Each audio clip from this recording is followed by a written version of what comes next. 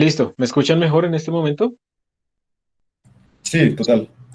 Listo, bueno, es muy curioso, pero bueno, es un error reproducible al menos. Bueno, entonces en este momento deben estar viendo mi pantalla y me deben estar escuchando bien, ¿sí o no? Ambas, profe. Perfecto, listo. Simplemente les voy a compartir en este momento un enlace por, por el chat. Yo sé que hay personas que incluso todavía ustedes ya son grandes, ya pasaron por muchas de las materias más complicadas de la carrera y han tenido que presentar cosas, pero todavía hay personas que, digamos, se frenan un poquito para preguntar. Entonces, lo que les va a pasar simplemente es un enlace en donde pueden hacer preguntas anónimas. Ahí aparece mi nombre porque yo pues me registré, pero todo lo que ustedes escriban ahí en ese enlace es completamente anónimo, sale o con un número genérico, un nombre genérico de usuario, usuario 5000 no sé qué, bla, bla, bla. No se tienen que registrar si quieren, únanse utilizando una sesión incógnito para que estén más tranquilos. Porque muchas veces que a uno le mandan a veces encuestas que le dicen que son anónimas, en realidad sí tienen un rastreo, pero pues aquí no tiene nada de eso. Y ahí ustedes pueden hacer también sus preguntas en algún momento. Yo voy a escribir un hola, ustedes pueden responder a ese mensaje si lo desean, pues simplemente también es para ver si pueden escribir y van a ver pues que lo que sale ahí, mi nombre es el único que sale, Oquendo, pero el resto todo lo de ustedes es completamente genérico y aleatorio. Para que se sientan tranquilos de poder preguntar por si les da pena o lo que sea. Como les digo, uno al final tiene que perder eso de la pena y también entender, digamos que a veces una clase pues es como un diálogo realmente y es útil también escuchar la realimentación de la audiencia, pero, pero digamos que pues que a veces de nuevo uno se frena dependiendo de muchos factores. Entonces siéntanse libres, pueden preguntar ahí. Si en algún momento yo lo pierdo, lo ignoro o algo así, pues me dicen, por favor, me dicen que no estoy respondiendo una pregunta que se hizo allá, que obviamente se sabe que la persona que me está avisando no necesariamente es la persona que hizo la pregunta, ¿sí? Se asume eso. Entonces, tranquilos. Entonces, bienvenidos. Todas las preguntas, comentarios o lo que sea, pueden hacerlos ahí sin ningún problema. Entonces, hoy lo que vamos a hacer es, pues, como simplemente como para mostrarles a ustedes qué se puede hacer en la librería estándar de C++, qué es lo que se puede hacer. Es un subconjunto muy pequeño lo que vamos a ver hoy. Para algunos de ustedes va a ser como un repaso, porque ya conocen varias de las librerías que se utilizan normalmente en C++, sobre todo lo de random y esas cosas, pero para otros, pues va a ser algo nuevo. Entonces, pues paciencia para los que es viejo y pues atención para los que es nuevo. ¿Listo? Entonces, bueno, vamos, yo estoy trabajando en este momento en la Nacional, Yo hoy tengo decidí una trabajar allá en la pregunta. universidad. Sí, dime. ¿Se puede instalar Python en la máquina virtual? Python ya está instalado en la máquina virtual. Ok. Ah, qué bien. Gracias. Mm, si tú deseas manejar algunos paquetes especiales no utilizando pip sin otra cosa, pues puedes instalar Anaconda sin ningún problema. O sea, tú puedes, eso es un computador donde tú puedes hacer todo lo que quieras. Vale, profe, Entonces, gracias. con gusto. Entonces, voy a pasarme aquí a la pantalla. Yo voy a trabajar hoy allá, pero de nuevo, yo a veces trabajo en mi computadora, a veces trabajo allá, a veces trabajo en Replit y a veces trabajo en la máquina virtual y no importa, o sea, lo chévere de tener como un repositorio allá en GitHub es que yo pues simplemente me concentro en sincronizar las cosas, los cambios que haga, pero no dependo como de un sitio, entonces tengo plan B. Y ese plan B es muy importante y muy necesario porque a veces las cosas fallan, ¿sí? Entonces ustedes tienen que acostumbrarse también a tener un plan B. En esto del computador, por favor, no por allá relaciones personales o lo que sí, yo me estoy refiriendo en este momento en particular porque es algo bueno, algo que le sirve a uno, ¿listo? Tener un plan B en estas cosas. Entonces, para eso es que estamos, pues les estoy mostrando que no importa en dónde esté, yo puedo trabajar y va a hacer un intercambio acá un momentito. Yo como hice unos cambios en mi computador que envié al remoto en GitHub, entonces ahora los voy a traer para poder empezar a trabajar acá. O sea, Yo ya tengo aquí mi repositorio local, que es un clon del que tengo en el remoto, pero voy a entrar a trabajar. Recuerden que lo primero que tengo que hacer es hacer un pull por si hay cambios que yo no he traído. Entonces, git pull, él me está trayendo los cambios. Yo antes les había dicho a ustedes que en la universidad tienen que ponerse a exportar el proxy, no sé qué cosas, ya no es necesario, o sea, ya les configuramos las cuentas de tal manera que cuando abren la consola, eso ya está listo. Entonces simplemente trabajan normal. Entonces ya hice un git pull y miren que ahí él me trajo unas cosas de la clase pasada y unas cosas para el día de hoy. Observen que hay una carpeta que tiene la fecha del día de hoy, o sea que yo trabajé en el futuro, que es 2021-03-12 CPP stdlib, que una que dice Legendre y la otra dice random. Voy a entrar a esa carpeta del día de hoy. Miren que ahora se me crearon dos carpetas nuevas respecto a lo que tenía antes. O sea, yo no había traído a este repositorio lo que habíamos hecho la clase pasada, ya lo traje. Y ahora voy a entrar a esta carpeta. Entonces les pido por favor a todos que sincronicen, hagan un git pull de este repositorio. Yo me imagino que ustedes tienen como el repositorio de la clase, o sea, este, lo tienen en una carpeta como referencias. Simplemente es entrar a hacer git pull o algo así. Y su repositorio privado donde ponen sus propios códigos de práctica y todo eso lo tienen en otro lado. No están tratando de meter todo acá, pues porque ustedes no pueden hacer un push hacia mi repositorio, ¿cierto? Entonces estoy acá y les voy a Sí, dar señor. un par de minutos para que por favor ustedes, no sé, como le estén haciendo, descarguen esos códigos que ya están en GitHub o hagan un git pull o lo que sea, pero tengan estos dos códigos, Legendre y Random, disponibles. ¿Listo? Listo, profe. Un minuto. Listo. ¿Podemos arrancar o alguien necesita todavía un tiempito? Hable ahora. Un minuto más, profe, por favor. Un minuto más también, profe, por favor. Listo. Qué pena, profe. ¿Cómo es que se copiaba desde la consola? Con CP CP, sí, señor. y pongo la dirección.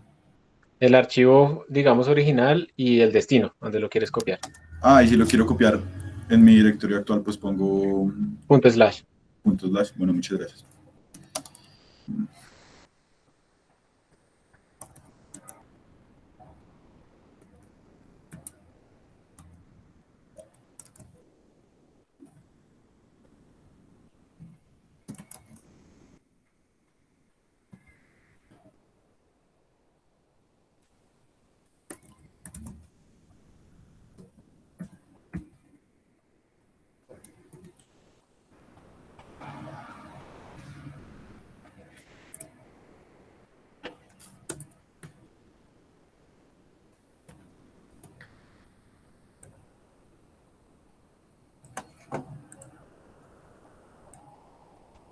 ¿Listos?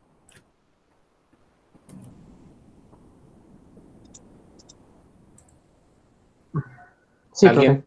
¿Ya listo? Por favor, entonces las próximas clases siempre estar muy pendientes de tener como listo ese repositorio para hacerle git pull y, pues digamos, estar preparaditos. Bueno, Profe, si quiero copiar Sí, dos señor. archivos y no quiero volver a escribir toda la ubicación de cada uno de los archivos. podrías poner como cp espacio asterisco cpp si son los archivos cpp y el destino. Asterisco CPP, sí, gracias. Ujú. Ok. Bueno, 30. Listos. Entonces, voy a volver aquí a la consola, perdón, a la máquina remota, a la sala. Voy a abrir un navegador. Vamos a ver si todo esto funciona. Van a abrir dos. Y me voy a ir a CPP Reference directamente.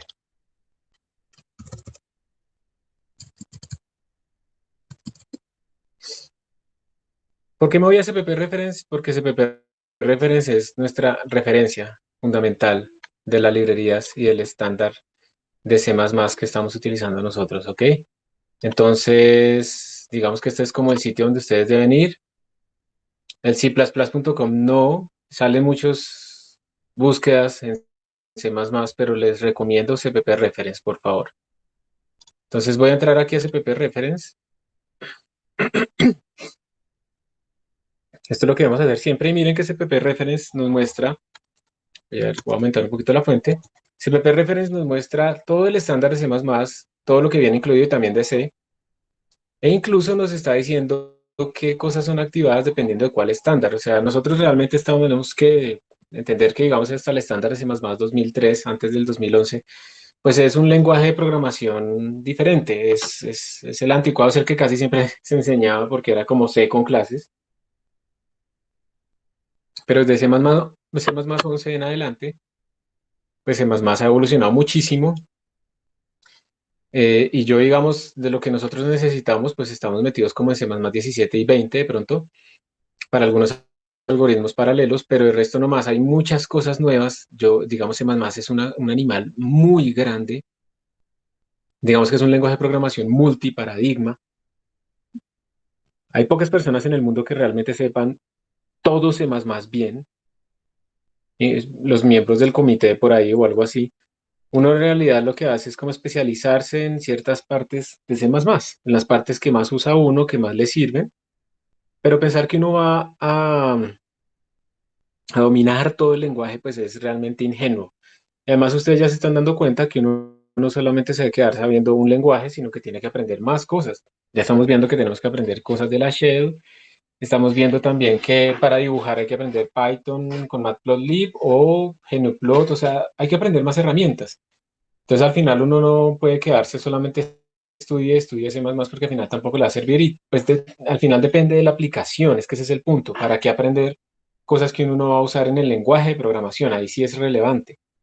Esa no es la política de que, ay, yo para qué aprendo esto si no me va a dar plata, no me va a servir inmediatamente. No, tampoco es eso. Estoy diciendo que en un lenguaje de programación, pues, que es tan grande y tan vasto como C++, uno sí tiene que seleccionar lo que va a utilizar, porque de otra manera se satura y se confunde. Hay cosas que yo leo actualmente, C++ 20, que son confusas. Entonces, hay un subconjunto que es útil para nosotros y es lo que vamos a ver. Entonces, bueno, primera cosa, cuando ustedes necesiten aprender o buscar alguna información del estándar de C++, ir a CPP Reference. ¿Listo? Esto es lo primero. Acá, pues se habla un poco del lenguaje. Todo esto está basado en el estándar de C++. Entonces, por ejemplo, si yo quiero ir a recordar lo de las funciones, vamos a ver si esto es fácil o no, porque recordemos pues que esto es del estándar, entonces es bastante riguroso. Entonces, aquí están funciones. Entonces, uno viene acá, le explica, le recuerda, ¿no? Entonces, el nombre de la función es isodd. Los parámetros que reciben pues son estos. Retorna un booleano porque pues está retornando el resultado de una condición y le va explicando uno con ejemplitos cosas que pues pueden ser útiles. Entonces pues uno lee, ¿no? Una de las grandes habilidades que se pierden y es leer. Y aunque ustedes no lo crean, uno se malacostumbra y entonces uno ahora abre un libro de literatura y se pone a buscar la imagen o la ecuación y no lee. Y hay que leer. Entonces bueno, aquí está como digamos, una introducción básica, pero lo que me interesa son estas librerías. Aquí nosotros tenemos un montón de librerías que son estándar y esto lo que quiere decir es que están disponibles en Windows, en Linux y en Mac. Es portable, un código que utilice estas librerías es portable entre diferentes plataformas. Eso es supremamente importante, que no hagamos códigos que solamente se ejecuten en una plataforma específica porque utilizamos una librería específica de esa plataforma, sino que lo podamos ejecutar en diferentes plataformas, sobre todo nosotros que estamos haciendo códigos que no son con interfaces gráficas avanzadas ni nada de esas vainas, estamos haciendo códigos que están resolviendo los problemas de física y pues yo no quisiera que no, es que aquí estoy demostrando que el valor de la constante cosmológica es no sé cuánto, pero solo funciona en Windows, ¿sí? Entonces, ¿y por qué? ¿Qué tiene que ver la plataforma? No, no, es que utilicé conio.h, bueno, lo que sea, y al final pues eso no tiene sentido, ¿sí? Pues para lo que estamos haciendo nosotros, pues eso debería ser multiplataforma. Eso también hace parte del sistema del método científico, ¿no? Recuerden que el método científico no solamente está en que uno haga una predicción, observe un fenómeno, se haga una pregunta, haga un modelo, con ese modelo haga una predicción, haga un experimento, verifique la predicción, y en caso de que no coincida bastante bien, pues entonces vuelve otra vez a su modelo, lo refina, vuelve a hacer una predicción, vuelve a hacer el experimento, vuelve a comparar, etcétera, etcétera, etcétera, porque hace falta algo más. Hace falta que sea reproducible. O sea, el método científico no solamente es que yo pueda obtener resultados, es que todos pueden obtener resultados. Entonces, en mi opinión, también cuando uno hace física computacional, uno tiene que también tener códigos que sean reproducibles, que otra persona lo ejecute y le dé lo mismo, que lo ejecutemos en otra plataforma y dé lo mismo, porque no tiene sentido que nos dé una cosa en Windows y otra cosa en Mac o en Linux. Alguien hizo una preguntita, déjenme ya miro. ¿Por qué alguna librería solo funciona en un cierto sistema operativo? Yo creo que es porque simplemente utilizan, digamos, tú haces una librería en Windows, quieres hacer un programa para vender cosas, entonces tú utilizas toda la librería disponible de Windows para crear interfaces gráficas. Entonces, obviamente eso es específico de Windows y pues no te va a correr nunca en Linux porque el sistema de ventanas en Linux es completamente diferente, no te va a correr en Mac porque es completamente diferente. Entonces, depende. Si tú estás haciendo una aplicación que realmente solamente va a ser para desarrollar en Windows y porque tú sabes que, digamos, vas a vender algo y son clientes que solamente trabajan en Windows, pues lo haces en Windows y ya, pues para que nos ocupamos del resto.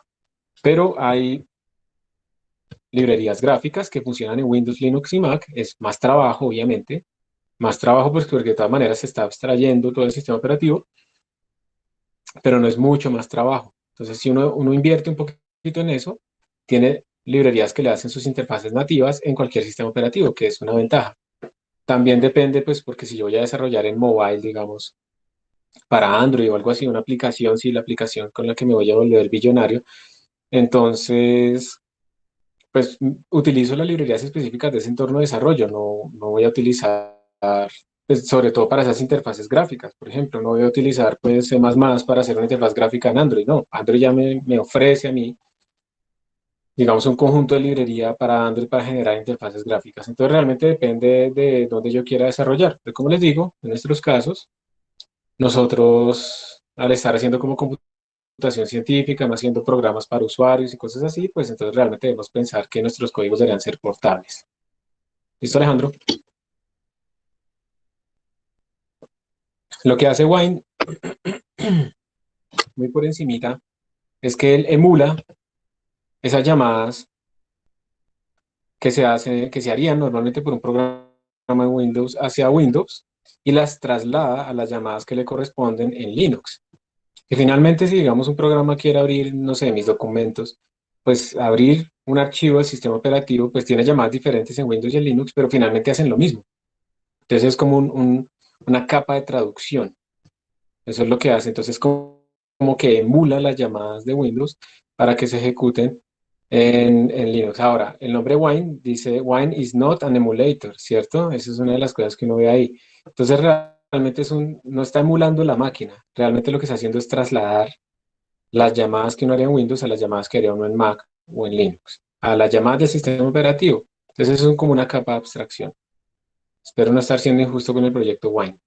De la misma manera que Proton, que está basado en Wine, permite que entonces uno corra juegos de Windows en Mac o en Linux. Entonces ya en este momento más o menos como el 80% de los juegos más famosos pueden correrse en Linux utilizando Proton de Steam.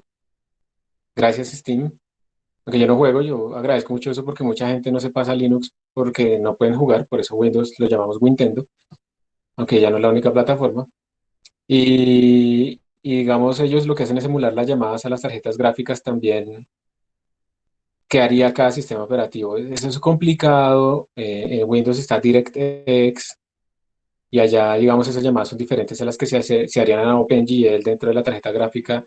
Hay infinidad de hardware, no hay estándar en todo eso. Entonces, no es fácil, pero estos programas permiten que uno ya ejecute programas de otras plataformas en unas plataformas específicas. También están las máquinas virtuales, ¿no? Esas son también unas formas de correr cosas en mi sistema operativo que no es Windows.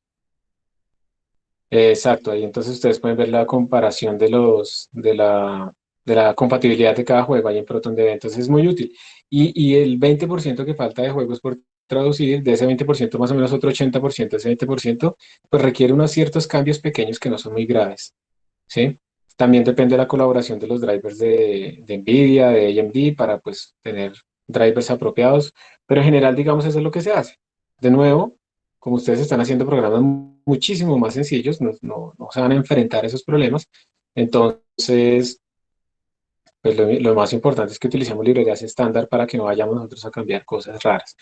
Aquí en el anónimo preguntan, ¿no hay problema si uno para acceder a los archivos CPP clona el repositorio? No, no hay problema. O sea, el problema va a haber si tú modificas esos archivos y tratas de hacer un push, pues porque ese es mi repositorio. Es público, pero es mío. Entonces tú no puedes hacer un push. Entonces lo ideal es que más bien los copies o sí, los copies dentro de tu propio repositorio para que tú puedas guardar tus archivos. ¿Listo?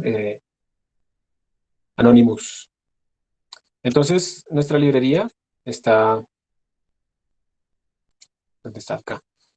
Nuestra librería, pues nuestro lenguaje de programación C++ nos ofrece muchas librerías. Ahora, no es tan grande el ecosistema como el ecosistema que viene por defecto en Python, la librería estándar de Python. Yo realmente considero que el de C++ es un poquito más pequeño, pero pues también hay muchas otras librerías en el lenguaje C++ que uno puede instalar para extender aún más lo que vamos a utilizar. Entonces, hay dos tipos de librerías o utilidades. Las que son estándar, que pertenecen al lenguaje y que por lo tanto son portables, que en todo lado donde yo tenga un compilador de C++ deberían estar esas librerías, si ese compilador respeta el estándar. Y por otro lado, están las librerías que yo puedo instalar. Entonces, lo ideal también es que esas librerías también se puedan instalar en Windows, en Linux y en Mac, y entonces yo puedo ejecutar mis códigos sin ningún problema. Déjenme, voy a cambiar aquí una cosa de la presentación. Listo. 1, 2, 3, 4, 5, 6. Una pregunta. Sí, sí, señor. Digamos, uno como, pues no sé si es una pregunta tonta, pero uno cómo puede saber si está usando una, digamos, una librería que no se puede usar en otros sistemas operativos. Pues básicamente, si tú no la encuentras aquí en el estándar, entonces no se puede utilizar en otros sistemas operativos. Si te da pereza buscar aquí en el estándar, entonces tú tratas de compilarlo en otro sistema operativo. Pero en general, las librerías decentes, pues le dicen a uno para qué plataformas son. Si no está en el estándar, tú ya tienes que verificar eso en la información como tal de la librería para ver qué te dice. Pero si está aquí en el estándar, si viene algún encabezado desde el estándar, entonces ya con certeza pues te va a funcionar. Si el compilador de la otra plataforma respeta el estándar de C++. No olviden eso de la política de Windows, ¿no? La triple E. Embrace, Extend, Extinguish. Ellos ahorita están, ay, sí, somos amigos de Linux, no sé qué, entonces vamos a hacer el Windows Subsystem for Linux, entonces lo amamos, entonces Embrace. Ahora le vamos a empezar a crear estos servicios que lo integran con Windows, pero están volviendo Linux, un sistema operativo, una app. Entonces Extend, entonces empiezan, entonces vamos a poner esto en la consola, vamos a extender esta librería, vamos a hacer no sé qué, y al final básicamente lo que se busca es, bueno, ya no va a funcionar más Windows a menos que usted, Linux no va a funcionar a menos que usted instale Windows. Y ese es un programa, Linux es una app que usted instala, y entonces ya no se necesita Linux en los servidores, sino que usted tiene que utilizar el Windows Subsystem for Linux para esas cosas. Entonces, eso no es tan bonito, eso no es un Linux verdadero, y ustedes van a ver que hay muchas cosas de desarrollo que no van a funcionar allá porque eso finalmente no es Linux. ¿Listo? Eso no es Linux. Bueno, entonces volviendo acá al tema, tenemos muchas librerías. Ustedes pueden, por ejemplo, empezar a dar clic, digamos acá. Eh, Ustedes, dependiendo del estándar que quieran estudiar o que quieran aprender, pues ven, por ejemplo, este dice traits o los type support son de C++11. Lo voy a abrir en una nueva pestaña. Pero, por ejemplo, las corrutinas están de C++20. Entonces, ustedes tienen que tener, si necesitan utilizar corrutinas, tienen que utilizar un compilador que soporte el estándar de C++20. O sea, que cuando uno compile, uno le puede decir, oiga, yo necesito ese estándar C++20. Entonces, miren, yo por ejemplo me voy acá al Type Support y aquí dice, mire, usted cuando incluye esto, cstd-dev, este encabezado que es el estándar, por eso está dentro de CPP Reference, está dentro del estándar. Entonces, a ustedes le quedan disponibles todas estas cosas, ¿sí? Pero ojo porque este pedacito byte es más 17, bueno. Entonces, miren todo lo que les queda disponible solo por incluir ese encabezado. Entonces, pueden preguntar si alguna cosa, una variable es void, o si es un entero, tipo entero, o si es de punto flotante, o si es un array. O sea, con esto, uno lo que puede hacer es verificar el tipo de datos de algo, pues si eso es lo que necesita hacer. ¿Ok? Si es una referencia, si es constante, si es volátil, etcétera, etcétera, etcétera. Son un montón de funciones, o sea, todo esto les queda disponible a ustedes desde que incluyan ese encabezado de ahí arriba. Yo prácticamente nunca he usado esto, ¿sí? Pero pues simplemente les quiero mostrar que cada vez que uno incluye un encabezado, pues le aparecen un montón de funciones asociadas que pueden ser muy útiles y le pueden resolver a uno la vida. Escribir uno una función que detecte si algo es un puntero no es sencillo, ¿sí? Entonces este tipo de cosas son las que le pueden servir a uno en algún momento dado. Pero esto es con C++11. Pero miren que si por defecto ustedes de pronto van a utilizar en algún momento esto, remove cbref, no sé qué es eso. Si ustedes van a utilizar esto en algún momento, no lo pueden compilar con el estándar C++11, sino tienen que compilarlo con el estándar C++20, porque aquí está claramente indicando que eso se introdujo en el estándar C++20. ¿Está bien? Ahora, el coroutine, entonces aquí dice claramente, eso solamente se utiliza con el C++20. Y entonces uno, cuando incluye el encabezado coroutine, pues le aparecen todas estas cosas nuevas que yo no tengo en este momento. No, yo nunca he utilizado esto ni no creo que lo vaya a utilizar, pero pues ustedes pueden aprender ahí qué es lo que hace. Entonces esto es otra cosa importante, mirar en qué estándar estamos. ¿Alguien sabe cómo le puedo especificar a mi qué? ¿Cómo le puedo especificar a mi compilador el estándar? ¿Alguien recuerda o sabe cómo se hace eso? Creo Si que yo quiero compilar, por era ejemplo, este código. STDC más 11. Ajá, le ponemos esta bandera, menos std igual a C++ 11, C++ 11, o C++ 20, ¿sí? O C++ 17, dependiendo del estándar que tengamos. Pero no todos los compiladores soportan estas últimas versiones. Miren, por ejemplo, que aquí me está diciendo que esto no soporta C++ 20, sino que les soporta el estándar C++ 2A. O sea, esta versión del compilador que tengo acá no tiene soporte completo, pues porque es de todas maneras un estándar muy, muy reciente. Voy a mirar qué versión tengo acá en la sala. Tenemos el 920. Creo que en la máquina virtual ustedes tienen el estándar 10, ¿cierto? El G++ 10.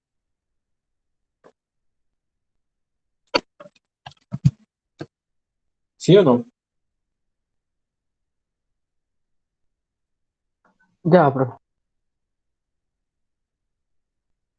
Profe, una pregunta. Señor.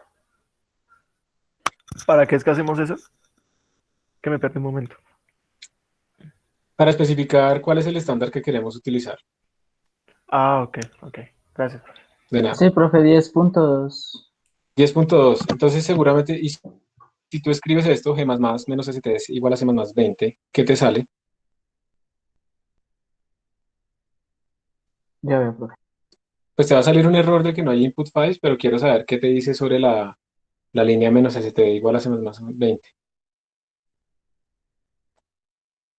Los que tienen Ubuntu, ¿qué versión de C++ Lo tienen de mismo, G++? falta el error. Yo tengo la Disculpa, te interrumpí. Espere, entonces, la persona que ejecutó este comando en la VirtualBox, ¿qué le salió? ¿Qué error le salió? El mismo, y no input files. Falta el Pero error no solamente input. este. Solo te salió este error Sí. de no input files, pero no te salió este de arriba. No, solo el Ese terminal compilation terminated y ya. Perfecto. Eso quiere decir es que ese compilador sí soporta la versión de C++ 20, pero probablemente no soporte C++ 23. Los que tienen Ubuntu les está preguntando que qué versión tienen. 8.3.0, 9.3.0, 7.5.0. En Replit G++ viejísimo, ¿no? 7.5.0, 7.4.0. Pues hay que ir viendo, ¿sí? Hay que ir viendo. Uno también puede instalar versiones más modernas, eso también lo pueden hacer, pero tienen que investigar en sus sistemas operativos qué, qué versión, o sea, cómo hacer eso. ¿Está bien? Como tenemos una variedad, no todo el mundo está usando la máquina virtual, entonces tenemos una variedad grande, e incluso los que utilizan Ubuntu, miren que hay un montón de versiones diferentes, dependiendo de la versión de Ubuntu. Entonces, bueno, vamos a ir viendo. Si sale el problema de que hay algo que no podemos compilar, lo tienen que actualizar. ¿Ok? No, en la máquina virtual el único error que debería salir es este, además más fatal error porque no le estamos poniendo que compilar. Pero si tú escribes, por ejemplo, G++ menos std igual a C++ 17, digamos, para compilar el Legendre, pues no te debería salir ningún error. Pero es que me salen Entonces, si como quieren tres todos, por favor, errores prueben. en la máquina. En la Entonces, máquina, ¿qué déjame. errores te salieron? Me sale primero igual C++ 20, no sé, forward directory. Después unrecognized command line option -std y después no input files. Déjame ver. ¿Lo puedes copiar o si quieres lo copias al chat? No lo copies al chat anónimo porque sabríamos quién eres tú. En el chat de Meet, ¿listo?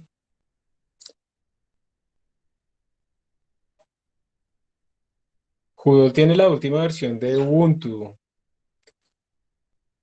Entonces yo esperaría que tenga una versión relativamente nueva. Entonces mira, no puedes dejar un espacio entre std y el igual, porque él entiende que el igual C++20 es como un archivo. Entonces yo creo que ese es el problema realmente. Entonces quítale el espacio, es menos std igual a C++20 todo junto, y ahí solamente te va a salir un error que es no input files.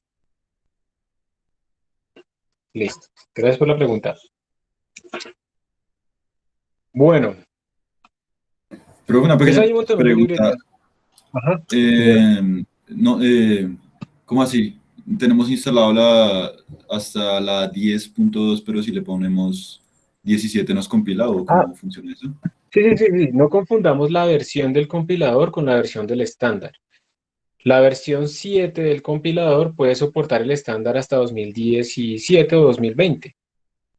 Son cosas diferentes. Lo que sucede Ah, es ¿eso que es el las año? últimas versiones, eso es como el año. Entonces, la última Ah, versión del compilador probablemente soporte las últimas versiones del estándar, pero pues son cosas diferentes, son números diferentes. La versión del compilador no tiene nada que ver, digamos directamente el número no tiene nada que ver con el estándar. listo, profe. Listos. Gracias por la pregunta. Todo eso es importante que lo pregunten. Entonces, bueno, ya volviendo otra vez a la librería, entonces miren que hay unas partes de la librería en donde están, digamos, para manipular fechas y horas.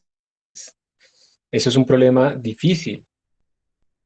Para eso hay librerías. Uno nunca debería escribir eso, o sea, cambiar de zona, tener en cuenta los años bisiestos, convertir una hora arbitraria dependiendo de la time zone y no sé qué. Eso es un problema muy difícil y va a ser más difícil cuando la gente, por ejemplo, los humanos empiecen a vivir en otros planetas, ¿no? En otros sitios, porque no solamente hay que cambiar la hora local de la Tierra, sino a otro planeta que tiene una duración del día diferente. Por ejemplo, ¿cuánto dura el día en la Luna?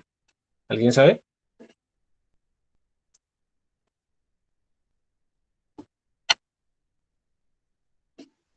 O en la Luna Sí, no hay profe, día. 8 y 29 días. Más o menos lo Dura lo mismo que mismo. dura la Exacto. traslación, porque están pues en una copla gravitacional. Está acoplado gravitacionalmente con la Tierra, entonces dura lo mismo que dura dando la vuelta a la Tierra, digamos. Entonces dura todo eso, ¿no? No es que en el Dark Side of the Moon siempre sea de noche, no, eso no es cierto, sino que nosotros no lo vemos, es por eso que se llama así. Entonces imagínese traducir de un día en la Luna a un día en la Tierra y dependiendo de la zona de la Luna y todo ese rollo. Bueno, entonces para eso hay librerías. De hecho, ya hay un estándar, ya se han propuesto estándares para poder tener como una traslación de horas en diferentes planetas. Lo pueden buscar en Google, en este momento me olvido el nombre, pero ya hay, o sea, hay que irse preparando, ¿sí? En Marte, por ejemplo, hay un desfase, los días duran no de una forma cerrada, entonces cuando yo pongo una alarma, la alarma la tengo que estar corriendo 30 minutos cada día y cosas así. Bueno, hay ¿para qué? Para manejar algunas cosas útiles como los pares o las tuplas. Entonces esto quiero mostrarlos. En el estándar C++20 se incluyó una librería muy útil para formatear más fácilmente la salida de la impresión. Hay una librería que se llama, ¿cómo es que se llama? Ay, se me olvida C++. Format, pero la olvidé, es muy famosa. Esta, FMT.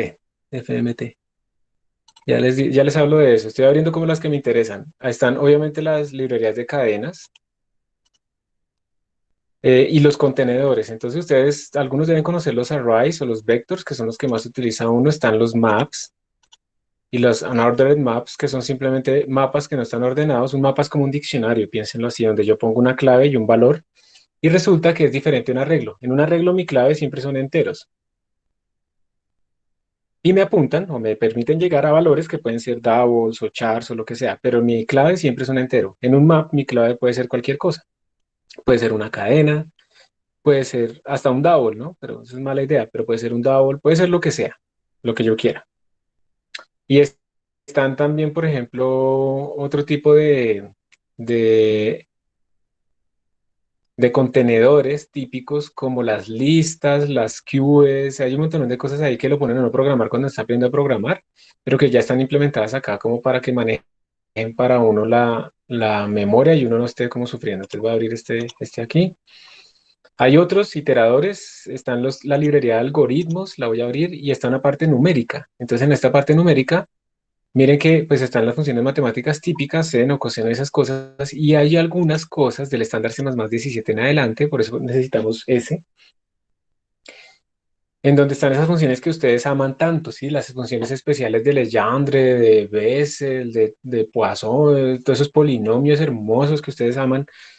Ahí están, la gran mayoría, porque es que ponerse uno a hacer una librería que calcule esas cosas que son bien inestables, que si yo las hago con las funciones recursivas o la fórmula de Rodríguez, ninguna de esas cosas se puede implementar acá directamente y hay que tener cuidado porque hay muchas cosas muchas funciones especiales definidas con factoriales arriba y abajo y no sé qué, y divergen si uno lo hace a mano. Entonces, pues ahí están estas librerías que son muy buenas. Haciendo eso hay algunos algoritmos numéricos. Está también los generadores de números aleatorios, ¿sí? Hay algunas maneras también con las que uno puede como tratar de manipular los números de punto flotante, pues no voy a meter con eso, y manejar también números complejos. Localizations Library, ¿alguien sabe para qué sirven las librerías de localización?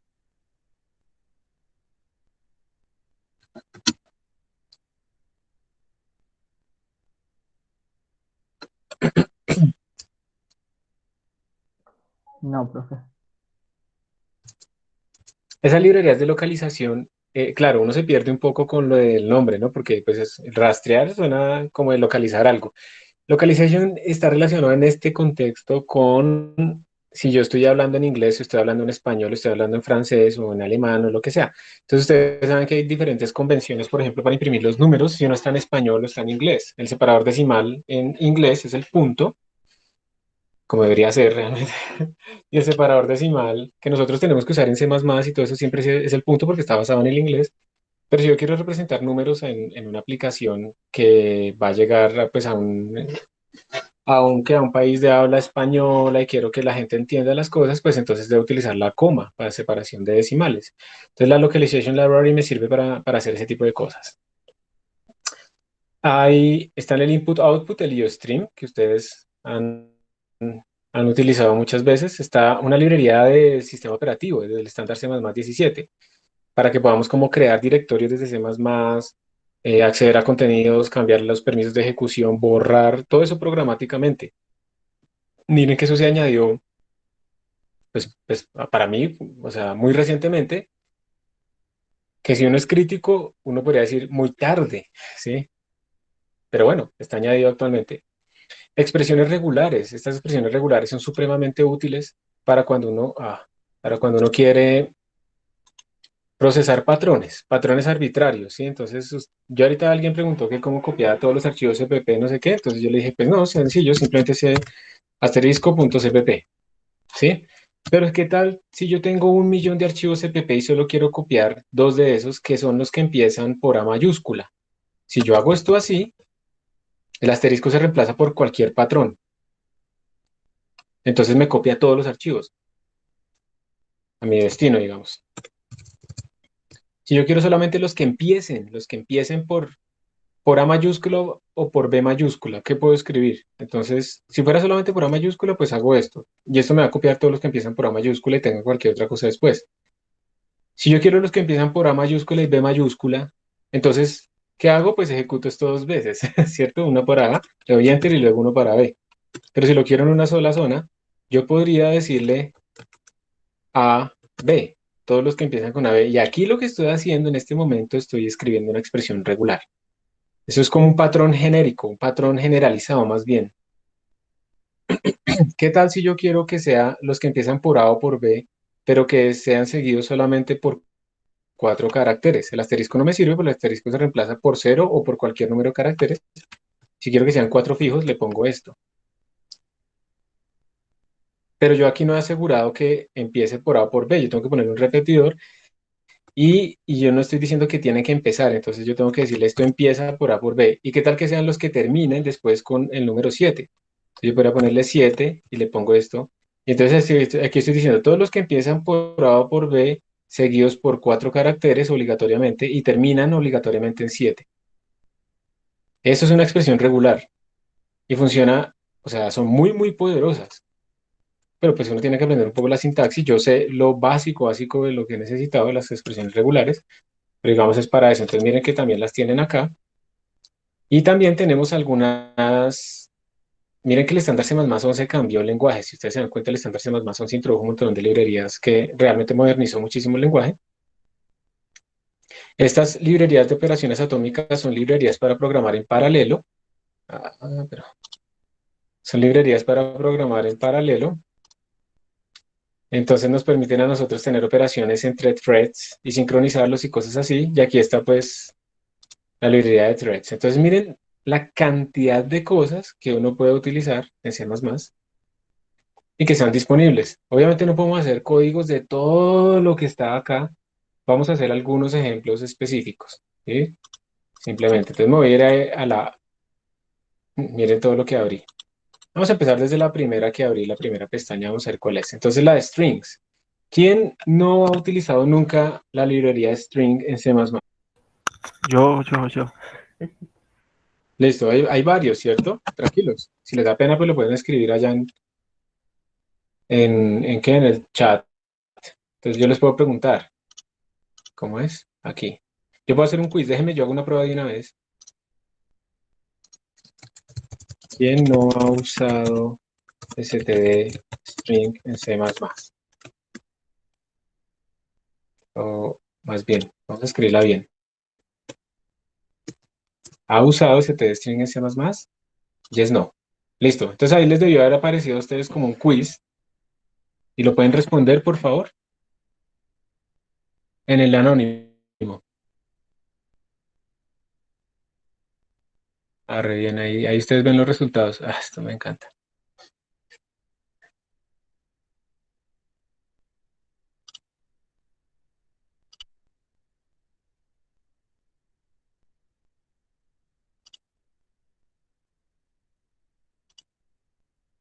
Más o menos la mitad, ¿no? La mitad del curso, un poco menos de la mitad lo usó y un poco más de la mitad no lo ha usado. Listo. Entonces, vamos a hacerlo.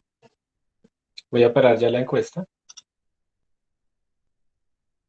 En el chat wall alguien preguntó, ¿a partir de qué estándar toca poner menos STS más numeral?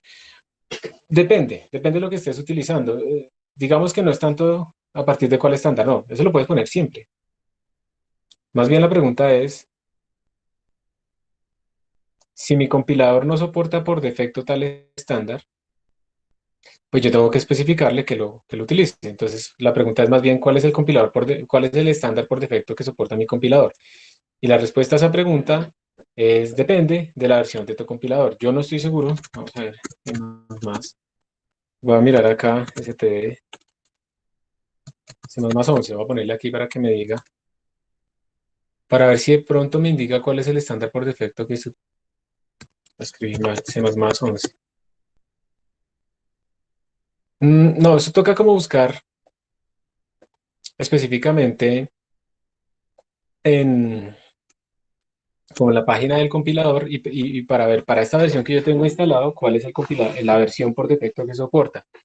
Recuerden de todas maneras que en programación uno tiene que ser preferiblemente explícito más que implícito. Entonces, a ustedes, digamos, supongamos que su compilador soporta el estándar C++11. Si ustedes le ponen esto menos std C++11, no pasa nada, ¿sí? O sea, él no les va a decir, oiga, yo ya lo soporto, ¿para qué se pone a escribirme eso? Ya no compilo. No, no va a pasar nada de eso, ¿sí? O sea, no hay ningún problema. Entonces, si ustedes quieren ser explícitos, más bien que en su programa ustedes requieren el estándar C++11, pues lo ponen así y ya. O 17 y lo ponen así y ya. ¿Ok? Entonces no hay ningún problema con que ustedes lo especifiquen. Las expresiones regulares usadas en C++ son las mismas de Python. En general, sí.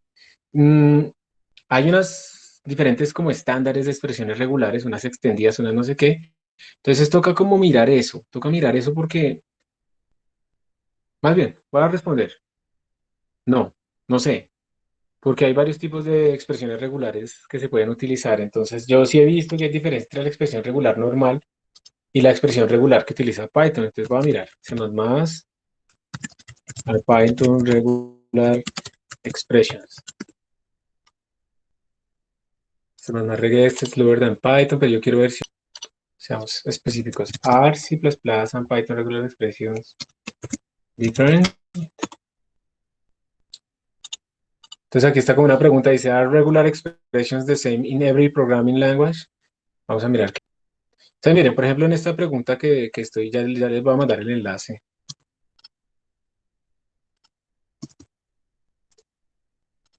En esta pregunta dicen, por ejemplo, que el Python, el módulo RE de Regular Expression de Python se basa en las expresiones regulares de Perl, donde digamos que la sintaxis es casi la misma, pero Perl pues generalizó un poco ese uso y entonces es un poco diferente. Vamos a ver qué dice de C++.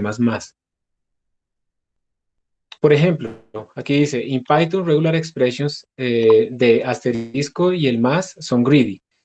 Greedy quiere decir que cogen lo máximo posible. Yo no sé qué pasará en C++, pero de pronto no son greedy. Entonces, en resumen, no sabemos. O sea, toca que tú mires específicamente el tipo de expresión regular, si se representa igualito o no se representa igualito. Una cosa súper útil que yo sí la he usado muchas veces, una vez que me tocó transformar un montón de cosas de LaTeX a otra sintaxis, eso fue horrible, fue utilizar este tipo de, de páginas que me permiten a mí jugar con diferentes expresiones regulares y probarlas. Y ustedes ahí le pueden especificar si están utilizando las de Python o las expresiones genéricas de PHP o lo que sea. Y entonces ahí pues pueden probar. Entonces la respuesta es, no sé, depende, tocará mirar. Deben haber diferencias sutiles que se reflejan en algún momento dado cuando uno, no se, cuando uno menos se lo espera. La máquina virtual es un estándar menor al de 17, porque cuando yo compré el de Legendre me pedía que la función, sí, perfecto. Gracias a Anonymous, dice que la máquina virtual parece que utiliza un estándar menor al 17. Yo creo que por defecto es el 11, por defecto. Entonces toca especificarle a la máquina virtual que utilice el 17 para que incluya precisamente ese ejemplo de Legendre que pongo ahí, requiere el estándar C++ 17. Perfecto. ¿A qué se refiere en expresiones regulares? Pues fue lo que estaba haciendo ahorita, cuando queremos como generar patrones de texto arbitrarios para poder procesar cadenas de texto muy arbitrarias. O sea, no simplemente poner un asterisco para reemplazar todo, sino que tú quieres decir como, quiero las cadenas que empiecen por cierto carácter, luego lo sean seguidas por 5 a 7 vocales y luego terminen en un alfanumérico o no terminen en alfanumérico. Quiero seleccionar todas las cadenas que cumplan con esa regla. Entonces es una forma de definir patrones de texto muy complejos. Eso es una expresión regular. ¿Listo? Usuario Anonymous. Ahí quedó en el video anteriormente, hice un ejemplito ahí en la consola. Entonces, habíamos dicho que las cadenas, ¿no? Estábamos con las cadenas. Ustedes están acá. Bueno, bien. Entonces, las strings son la forma de hacer cadenas en C++, y esa forma de hacer cadenas en C++, ¿dónde está? Esta. Pues es básicamente que utilizamos esto, std_string. Simplemente es para lo siguiente, para que ustedes puedan guardar cadenas. Es para eso. Y las pueden operar, las pueden sumar. Ustedes cuando suman dos cadenas, pues las están concatenando, entonces eso se puede hacer. Entonces tenemos operador igualdad sobrecargado, o sea, podemos pues igualar cadenas y hay otras cosas. Las cadenas, si ustedes pues obviamente ya lo deben saber, pero una cadena pues es un arreglo o un conjunto de caracteres, de letras. Entonces yo también podría de alguna manera acceder a ese conjunto de caracteres utilizando como la notación de arreglos. Listo, también puedo utilizar iteradores. Yo pocas veces uso iteradores, entonces por eso no lo pongo. Y le podemos preguntar a las cadenas muchas cosas. Por ejemplo, si está vacía, cuánto tamaño tiene, cuánto es el máximo tamaño que puede guardar, cosas así. Entonces les voy a preguntar algo en el chat. Tiene otro quiz.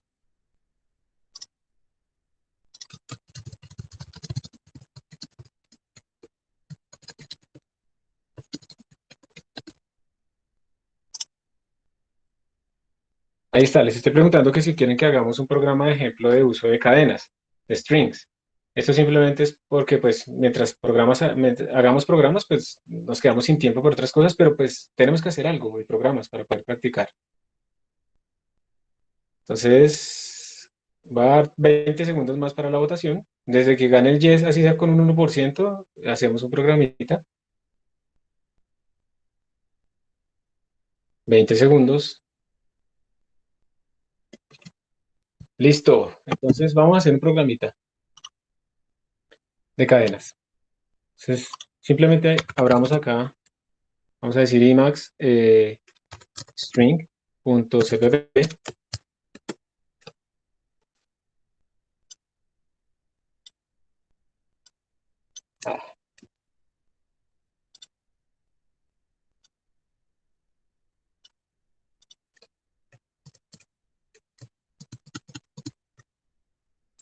Entonces, como vamos a imprimir a la pantalla, vamos a incluir a IOStream.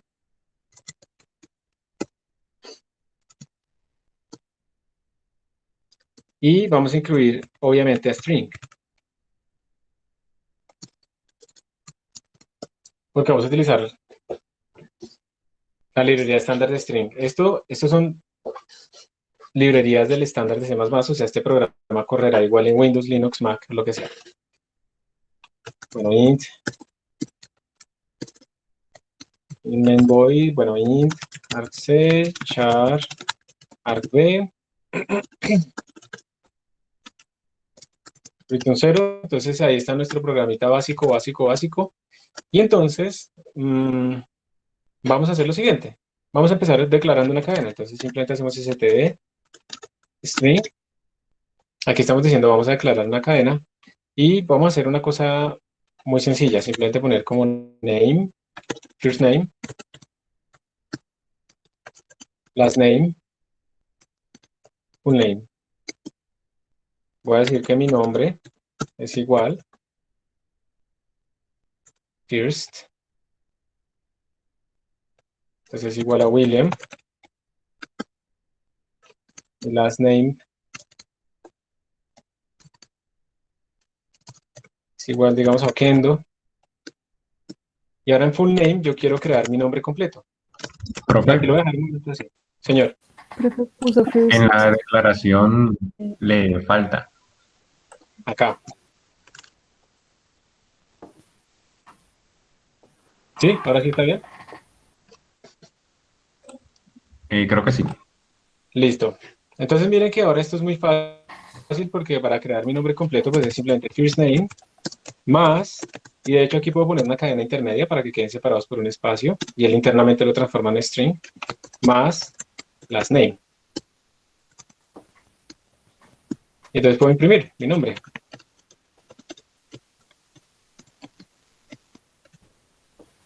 Hola. Full name. ¿Listo? Sí, profe, Y con creo eso que pues puso tengo... una E más en el last name. En el taller. Ah, sí. Muchas gracias. Y pues con esto es muy sencillo. Ahora, ustedes dirán, pues esto es una bobada. Sí, pero es que antes en C++, ustedes no podían declarar así las cadenas. Ustedes tienen que hacer un arreglo, como ese char argv que hemos acá. Ustedes tienen que hacer un arreglo. Char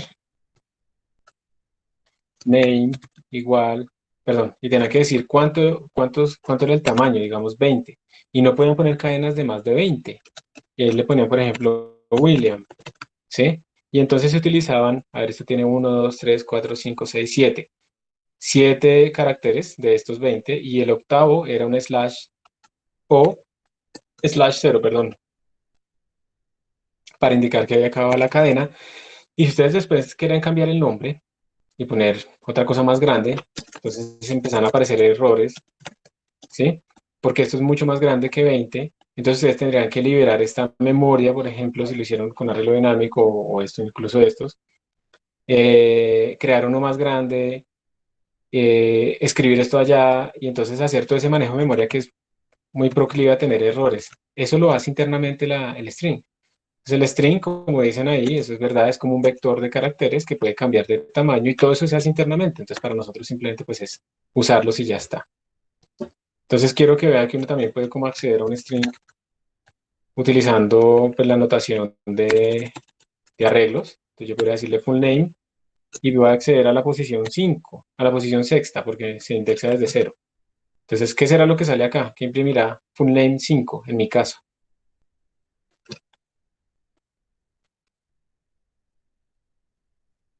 Una Sería A. el 0, 1, Una I. 2, 3, 4, 5. La A, ¿cierto? Sale la A. Ujú. Podemos preguntarle también cosas a nuestra cadena. Sí, le podemos decir, oiga, full name, ¿cuánto es su tamaño? O sea, es inteligente, sabe cuánto mide. Tiene esa información. Uno le puede preguntar, por ejemplo, ¿cuánto es el máximo tamaño que podría guardar?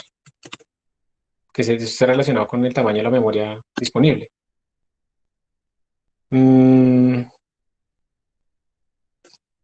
La diferencia entre reserve y capacity. Reservar, pues es para que reserve capacity, capacity max size de máximo número de caracteres, listo. Profe, Uno le yo podría, compilé ese sí, mismo programa de string que acabamos de hacer y me dice que char no está declarado. ya miro. ¿Cuál este? Ah, es que aquí hay un error, aquí toca sin este char, es solo char. Aquí hay un error, yo tengo una G, eso no existe. Entonces vamos a ver, voy a compilar esto, a ver qué nos sale. Voy a compilarlo sin estándar, a ver si me llora por algo. Entonces G++ string, compiló, lo ejecuto y ahí está, miren. Hola, William Oquendo, el quinto carácter, el sexto carácter es este con índice 5. Luego me dice que el tamaño es 15. Miremos a ver, 1, 2, 3, 4, 5, 6, 7, 8, 9, 10, 11, 12, 13, 14 y 15, perfecto. Y esta es la cantidad de caracteres que puedo guardar. O sea, puedo hacer cadenas muy, muy grandes, pero pues no tiene sentido, pero pues puedo guardar un libro en una cadena de estas. Hay otras cosas muy útiles que uno puede tener con las cadenas, y uno puede tener, por ejemplo, std, string, a, yo puedo decir, esta vaina es 7.5, por ejemplo, la cadena 7.5, y yo la puedo convertir en un double, ¿ok? Entonces yo puedo decir double x igual, y entonces aquí hay varias maneras de hacerlo. Una de ellas creo que está aquí adentro. ¿Dónde está? ¿Dónde está? Yo lo había visto la vez pasada. Bueno, me parece que simplemente es... ¿Dónde está el IMAX? std, me pierdo, o sea, yo quiero utilizar la que es de acá. Déjenme, yo miro mientras ustedes van. Bueno, antes de seguir haciendo eso, miren por favor que hay otras que son muy útiles. Hay unas que son como de reemplazar un subconjunto de la cadena, preguntarle si contiene cierto patrón, ¿sí? Extraer una subcadena, o sea, todo eso lo pueden hacer y esas son operaciones típicas que existen en este tipo de cadenas. Uno espera que uno pueda extraer cosas, ¿cierto? Ah, miren, sí. Aquí está cómo convertirlo, por ejemplo, a un double. Entonces, S to D. Voy a darle clic a esto y voy a ver cómo se utiliza. Entonces, está en string, S to D. Ah, no, pues es muy fácil. Simplemente sería std, S to D. Y le digo que me convierta esta string en un flotante. Eso es una operación que no es fácil. Y luego, pues simplemente ya puedo utilizar X como un número. Entonces, digamos, si yo leo esto por alguna razón, por algún error, leí un número de un archivo, pero lo leí como una cadena, la puedo transformar. Pero pues si yo sé que eso es un número flotante, es preferible leerlo directamente como flotante. Voy a compilar, va a correr y pues ahí está nuestro número 15. Voy a ponerle un número menos bonito. Y eso es entonces cómo podemos utilizar cadenas, volverlo números, cómo podemos acceder. Ustedes, por ejemplo, podrían hacer fácilmente una rutina para invertir la cadena, para imprimirla al revés, para verificar si una palabra es capicúa, bueno, palíndroma. ¿Cuál es la diferencia entre capicúa y palíndroma? Ustedes que son tan... Palíndroma no es que se escribe igual o sea, si uno lo lee de un lado y si lo lee después al revés, o algo así. Ajá, y capicúa creo que es lo mismo. Creo que uno se refiere como a palabras y otro a números, pero no sabría cuál, la verdad. Mm, ok, ok, listo. Puede ser esa la diferencia. En todo caso, lo importante es que se escribe igual al derecho y al revés. Entonces, uno podría convertir un número en una cadena y ahí sería más fácil verificar si es palíndromo. ¿Listo? Eso, O porque digamos un flotante, ¿ustedes cómo harían para verificar si un flotante, pues digamos un flotante palíndromo, pensemos? ¿Cómo sería? Voy a llenar todo esto. Olvidémonos del punto. Eso es podríamos pensar que eso es un flotante palíndromo. Volvémoslo entero si quieren para que no haya problemas. ¿Sí? Verificar esto en forma arbitraria si es palíndromo o no, pues es como complicado cuando uno utiliza números, porque toca empezar a sacar los dígitos y no sé qué. Eso es otro problema de programación que se puede hacer, pero pues allá hay que ver bien cómo sacar la potencia más grande, por ejemplo, y saber entonces cómo extraer los dígitos. Pero si es una cadena, pues es muy sencillo porque simplemente la recorro desde el final hacia el principio y la voy comparando con el principio y el final. Y con eso, si existe alguna discrepancia, pues inmediatamente sé que no es palíndromo, pero si no existe discrepancia, si termino el for comparativo, pues sí es palíndromo. ¿Ok? Bueno. Entonces está la cadena string, entonces ya las personas que no han utilizado nunca strings, pues ya saben que pueden hacer manipulación, de strings así facilito. ¿Listos? Capicúa es más para... Entonces podemos usar esa conversión de cadenas a números para que el programa permita ingresar una función y luego la use para hacer cálculos. Es diferente, o sea, tú puedes ingresar números y él lo convierte de los números, digamos, de las cadenas que tienen guardado un número, lo convierte a números, perfecto. Pero digamos que tú le digas el seno y que él llame a la función seno, tú tendrías que hacer un if. Tendrías que decir como if, eh, function name, o sea, lo que me dijeron es igual a sin, entonces llamo a sin. Se te dé seno de, ¿sí? De X, bueno, lo que sea. O sea, no puedes transformar esta cadena como en una función, eso sí no lo puedes hacer. Puedes puedes transformar una cadena a un número, desde que la cadena guarde solamente un número. Por ejemplo, habrá un error si yo pongo aquí una n, ¿no? Eso ya no es un número, ¿cómo lo transformo? Entonces te tocará hacer esto. Listo, usuario 521.61.8. ¿Existe otra librería que me permita ingresar funciones? No que yo sepa, pero probablemente sí. Pero no la tengo presente en este momento.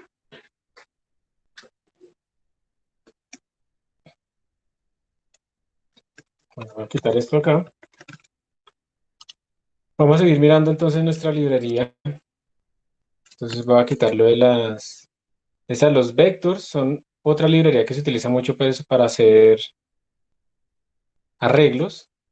¿Sí? Esos vectors son muy útiles porque pueden cambiar de tamaño y están en el heap. Entonces los vectors pueden ser, digamos, unos contenedores muy útiles que mejoran a los arreglos primitivos y nos permiten a nosotros pues manipular fácilmente la memoria. Los vectors tienen varias cosas útiles y es que yo les puedo ir añadiendo cosas en la parte de atrás a los vectors, pues haciéndoles un pushback. Entonces eso me simula como un arreglo que va creciendo, que en el fondo realmente lo que él hace es ir duplicando su tamaño cada vez que yo supero el tamaño interno.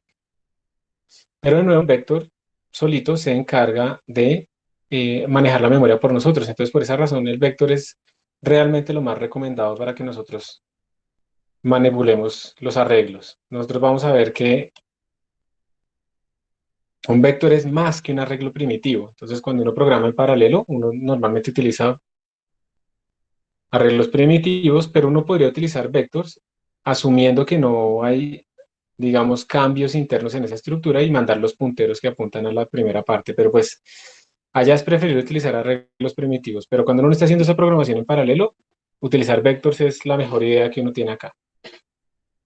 Tienen la ventaja de que se pueden redimensionalizar, pero conservan la continuidad o que sean contiguos en memoria. Y recordemos que las cosas contiguas en memoria tienen una gran ventaja para que nuestros programas sean más rápidos. Entonces vamos a saltarnos el vector, eso lo vamos a usar después también más. Y quiero que veamos el mapa. El mapa es una de las cosas que uno pocas veces usa, pero cuando se da cuenta que existe realmente uno dice, oiga, esto es bien, bien útil. Como les decía, un mapa a esto se le llama un contenedor asociativo. Y el mapa como tal es ordenado, ordena de acuerdo a la clave. Si uno quiere que no ordene, que sea más rápido y que no esté ordenado, pues uno utiliza el unordered map. Entonces esto lo que contiene son pares que son de clave y valor. Recuerden que un arreglo también es esto, un arreglo también es como un contenedor que tiene pares de clave y valor, pero las claves pues son los enteros, los índices de nuestro arreglo. En un mapa uno puede tener cosas mucho más genéricas. Entonces normalmente aquí en CPP Reference pues les ponen a ustedes todas las posibles funciones internas, bla, bla, bla, y aquí hay ejemplos, ¿listo? Entonces miren este ejemplo, vamos a mirarlo acá. Dice, voy a crear un mapa, y cuando ustedes crean un mapa, pues tienen que incluir a map, obviamente, tienen que incluir a map. Y en el mapa ustedes tienen que decir cuál es el tipo de datos de las claves y cuál es el tipo de datos de los valores. Entonces, por ejemplo, ustedes acá están diciendo, las claves van a ser cadenas y los valores van a ser enteros. O sea que a las cadenas les voy a asociar enteros. Esto, por ejemplo, ¿para qué podría servir? A tener un mapa de este estilo. Ustedes podrían coger un texto y hacer un histograma de las palabras más usadas dentro del texto. Entonces ustedes simplemente van por cada palabra, que sería una clave, por cada clave única, van sumándole cada vez que la encuentren, le van sumando de a uno, o sea, un entero. Y al final pueden hacer un histograma de cuáles son las palabras que más usa ese autor. Esas son una de las cosas más básicas y primarias que se utilizan, por ejemplo, para detectar huellas digitales de autores. Ustedes tienen un léxico que más o menos implica cierto número de palabras y cuando ustedes escriben, ustedes más o menos se expresan como de la misma forma. Entonces, cuando uno escribe, uno se expresa de acuerdo a sus limitaciones en el lenguaje y también a su conocimiento y uso normal de las palabras. Y entonces uno puede sacar una cierta huella digital que distinga entre personas, si esto es suficientemente bueno, de acuerdo a los histogramas de palabras más usadas. Obviamente, pues hay palabras que se usan mucho, ¿no? Como las muletillas o también el i, los conectores, los artículos. Entonces uno puede empezar a limpiar eso. Las cosas más usadas que no necesariamente son léxico, pero sí palabras como léxico. O sea, son palabras sí ya que distinguen de personas que la usen o no la usen, y entonces uno puede sacar una huella digital de quién escribió algo. Otra cosa que se utiliza para caracterizar textos también es qué tan lejos está una palabra una vez usada de su repetido, de su uso nuevo. Entonces, qué tan lejos yo utilizo léxico después de haber dicho léxico una vez. Entonces, esas distancias también son características de los autores y así se puede hacer como mucho estudio y por eso, digamos, muchas personas que quieren realmente ser anónimas, pues no deben escribir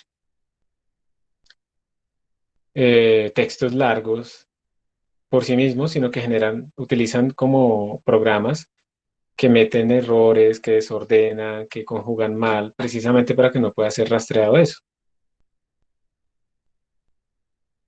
Entonces esto, por ejemplo, serviría para hacer un histograma de un diccionario, ¿sí? de un texto, perdón.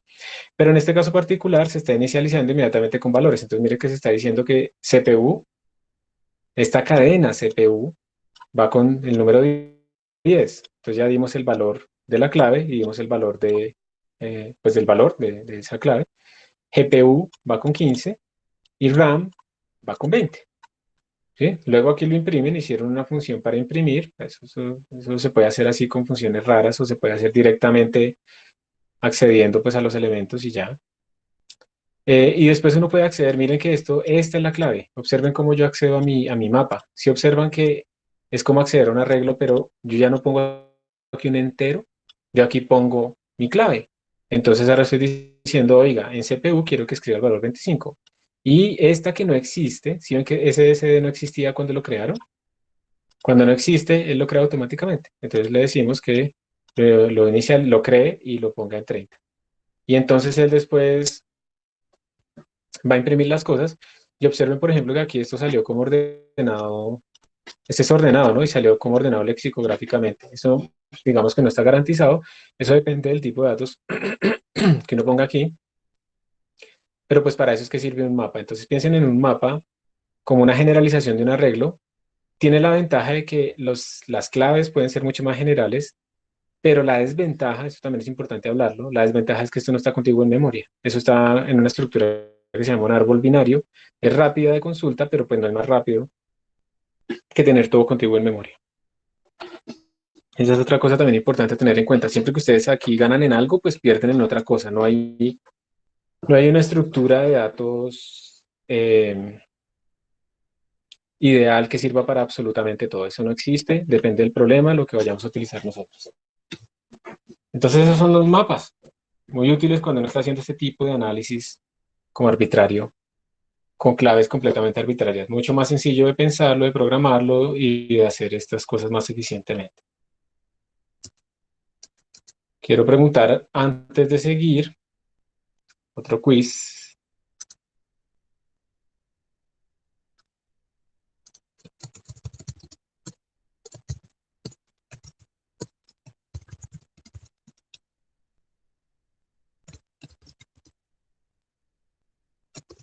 Simplemente quiero saber si habían utilizado CTD-Map anteriormente, en algún momento. Entonces ahí les estoy haciendo la encuesta, por favor, para que respondan. Bueno, una abrumadora mayoría no lo había usado, pero también es chévere que haya una minoría que no es cero, que lo haya usado. Y yo me imagino que les facilitó la vida. Listo. Gracias. Entonces estos son los maps. Vamos a seguir. Ahí está. Ustedes pueden compilar esto, pero pues voy a seguir más bien mostrando qué otro tipo de contenedores hay. Entonces observen, por ejemplo, el array. La diferencia del array y el vector es que el array es de tamaño fijo, el vector es de tamaño variable. Hay otras listas extras, perdón, otros contenedores como las listas, los conjuntos, ¿sí? Que los stacks, los queues, pues son estructuras de datos que dependen de los problemas. Nosotros como casi siempre estamos buscando que los datos estén contiguos en memoria y estamos procesando como arreglos así numéricamente, pues realmente nos quedamos con los vectors. Pero pues hay otras aplicaciones donde es importante tener una lista enlazada. Por ejemplo, una lista enlazada es algo que tiene tamaño variable, que no es contiguo en memoria, pero que es muy rápido para insertar cosas en la mitad. En cambio, en un vector, como es contiguo en memoria, si quiero insertar algo en la mitad, es más lento, porque entonces tengo que crear otro arreglo que tenga el mismo tamaño de mi arreglo original, más uno, copiar la mitad del viejo arreglo a la mitad del nuevo arreglo, copiar el nuevo dato que quiero insertar ahí, y luego copiar la otra mitad del viejo arreglo en la otra parte. O sea, es muy lento. Mientras que en una lista, eso es muy rápido. ¿La desventaja cuál es de la lista? Que de nuevo no es contigua en memoria. La ventaja del vector es que sí es contigua en memoria. Entonces, no es que sea mejor, depende de la aplicación. Para nosotros, como estamos buscando siempre localidad de caché, entonces los vectors son normalmente lo que necesitamos. Pero, de nuevo, eso no quiere decir que descarten lo demás. Depende de la aplicación, depende del problema. Los sets son como conjuntos, ¿sí? Entonces yo quiero guardar los índices de unas cosas, estoy recopilando en una bolsa todos los índices que me están saliendo de una medida. Entonces utilizo un set porque con los sets puedo hacer intersecciones, puedo hacer complementos, puedo hacer cosas como se haría con los conjuntos matemáticos. Entonces es una estructura muy útil. Están los stacks, ¿sí? Las queues. Bueno, miren que las stacks simulan las estructuras LIFO. Last input, first output. Entonces es como, ustedes están lavando la loza, me imagino que ustedes ayudan en su casa, ¿cierto? No, o si viven solos, pues obviamente. Pero pues ustedes ayudan, ¿no? Entonces cuando lavan la loza, imagínense que están haciendo como una montañita de platos, los están enjabonando, entonces están haciendo la montañita de platos enjabonados para luego jugarlos, entonces el último plato que pusieron enjabonado es el primer plato que va a salir para ser jugado. Eso es un LIFO. En cambio, un FIFO es First Input, First Output. Entonces es como si ustedes, por alguna razón, no sacaran ese último plato, sino el primer plato que pusieron, el que está por debajo. ¿Listo? Entonces esas son estructuras y aparecen en diferentes problemas de programación esas estructuras de datos. Entonces, en las versiones antiguas pues, de los cursos de programación, a uno lo ponen a programar todo esto desde cero, pero pues aquí están las estructuras probadas que funcionan, portables, etcétera. Entonces, pues como práctica de programación es chévere implementarlas, pero ya para utilizarla en la realidad, pues utilizar la librería estándar.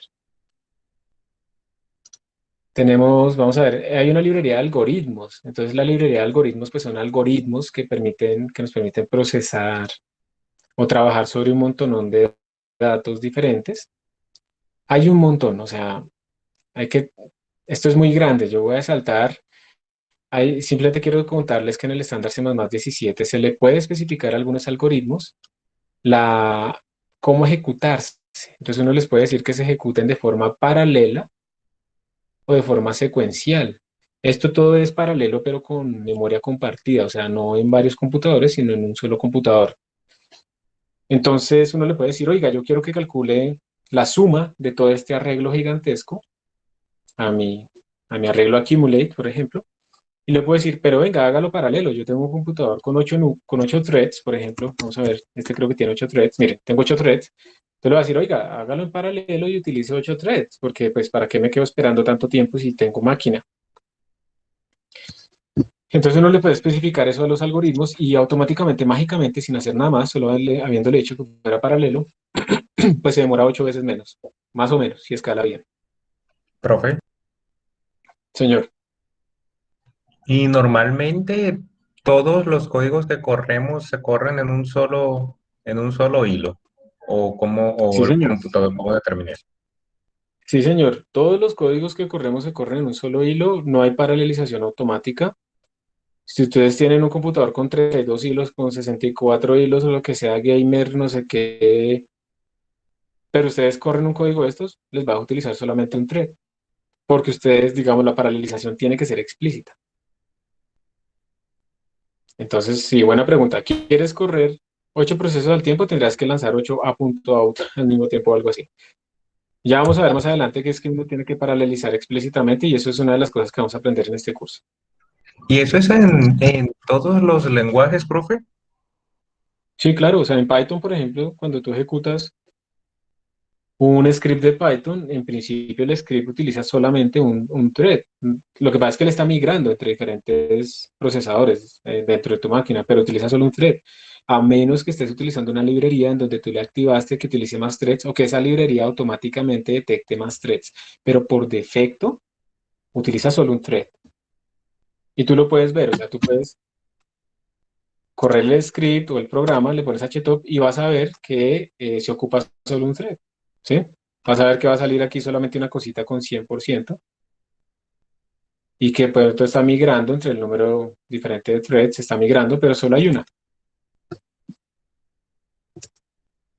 Es decir, no existe Vea. paralelización automática. ¿Señor? Todo sorprendente. Gracias, profe. Listo, sí, no existe la paralelización automática, se ha tratado de hacer desde hace mucho tiempo, pero no, eso no ha funcionado. Hay que ser explícitos en eso. Pero bueno, es casi automático este tipo de cosas, ¿cierto? Simplemente le decimos en el estándar C++17 que ejecute el algoritmo que soporte eso, que lo ejecute en paralelo y ¡pum! Ahí sí estaré utilizando nuestros núcleos. Entonces hay varios algoritmos como por ejemplo, a ver, es que son demasiados, entonces yo voy a saltar. All of, any of, es como para verificar una condición. Yo tengo un vector, un stack, una list, un queue, lo que sea. Entonces yo quiero preguntarle, oiga, ¿todos son mayores que cero, por ejemplo? Entonces utilizo el all of. O le puedo decir, oiga, ¿alguno de ellos es mayor que cero? O también, ¿alguno de ellos es menor que cero? Que es como el complemento, ¿cierto? O ninguno de ellos. Bueno, el for each es para aplicarle para cada elemento, por each element, le vamos a aplicar una función. Entonces uno le especifica una función. Quiero que a cada uno de los elementos le aplique esta función. Contar o contar si se cumple una condición. ¿Sí? Encontrar, el find if, encontrar bajo cierta condición, encontrar el primero, porque uno puede tener, digamos, yo quiero encontrar el primer número par. No es lo mismo que decir quiero encontrar un número par, podría ser el último. Entonces, find first of hace eso, buscar el search. Entonces, él utiliza, no sé qué exactamente qué algoritmo de búsqueda utiliza, pero bueno, se le puede especificar que sea con binario o cosas así. Utiliza uno relativamente rápido, toca entrar a mirar. Podemos copiar cosas, podemos mover, trasladar, digamos, un elemento de almacenamiento de un lado al otro, podemos llenar un arreglo con un valor por defecto, transformarlo. Un generate es lo mismo que llenarlo, pero con una función, ¿sí? Vamos a seguir porque es que esto es muy grande. Miren dónde está la barrita. Acá, ¿sí ven? Reemplazar, swapear, intercambiar dos, reversar. Entonces miren que esto ya implica que podríamos fácilmente imprimir una cadena al revés, simplemente utilizando reverse, o ver si es Capicúa utilizando reverse e ir comparando elemento a elemento con el original. Podemos hacerle un shuffle, un random shuffle. Entonces estoy preparando un examen, entonces cojo las opciones de respuesta y las desorganizo, ¿sí? Podemos sacar una muestra, podemos preguntar si es único, podemos partirlo en pedazos. Y todo eso son algoritmos genéricos, o sea, genérico quiere decir que funciona en cualquier tipo de contenedor estándar, sea una lista, sea un vector, sea un array, funcionan en todos ellos. Entonces imagínense, o sea, la cantidad de algoritmos que están disponibles. Yo también inmediatamente quiero decirles, lo mejor es usarlos para poder aprender. Y hay muchos videos en YouTube donde ustedes buscan C++ STL, Standard Template Library, y ahí les enseñan a ustedes muchos algoritmos con ejemplos así y todo eso, y entonces pues toca ir como practicando. Pero es buena idea familiarizarse con todo lo que se puede hacer. De organización, preguntar si está ordenado, ordenarlo, utilizar un algoritmo especial de ordenamiento, el Stable Sort, cosas de ese estilo, ¿sí? Hay muchas más ahí. Búsqueda binaria, si tenemos una cosa ordenada numérica, podemos hacer un binary search, que es bastante rápido. Podemos mezclar diferentes contenedores. Para los sets podemos buscar diferencia, unirlos, etcétera. Para las heaps, miren que ahora son algoritmos como muy específicos, ¿no? Para las heaps hay varias cosas para utilizar en la heap. Podemos buscar funciones típicas, dónde está el máximo, cuánto vale el máximo, dónde está el mínimo, cuánto vale el mínimo, dónde está el mínimo y el máximo. ¿Listo? Podemos compararlos, permutarlos. Hay unas cosas numéricas, como por ejemplo iota. Iota es para generar como una secuencia que empieza en cierto valor, termina en cierto valor con ciertos incrementos. Podemos acumular como para sumar cosas. Hacer producto interno entre dos vectores. Y como les digo, si ustedes utilizan la política de procesamiento en paralelo en C++17, entonces podrían hacer esto paralelo. Hay un reduce, que es igual que el accumulate, que es sumar las cosas, pero este no es ordenado, entonces se puede hacer paralelo. Y hay muchas más que se pueden utilizar. Memoria, para rellenar memoria, esto yo nunca lo he usado. Y ya casi vamos a llegar al final. ¿Dónde están pues las partes de la librería C? Que está, por ejemplo, el Quicksort y el Binary Search. Pero pues es preferible utilizar las que están acá. Entonces no sé si se dan cuenta, pero eso es grande, ¿no? Es gigantesco. Entonces, pues uno tiene que tener cierta idea de qué es lo que existe, pues para poder saberlo usar.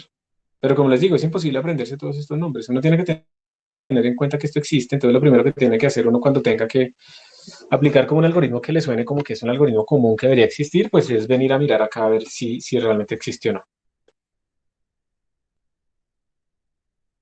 Entonces voy a cerrarlo y vamos a ir a la parte matemática. Entonces recuerden que yo le di clic a las funciones especiales en C++17 y estas funciones especiales,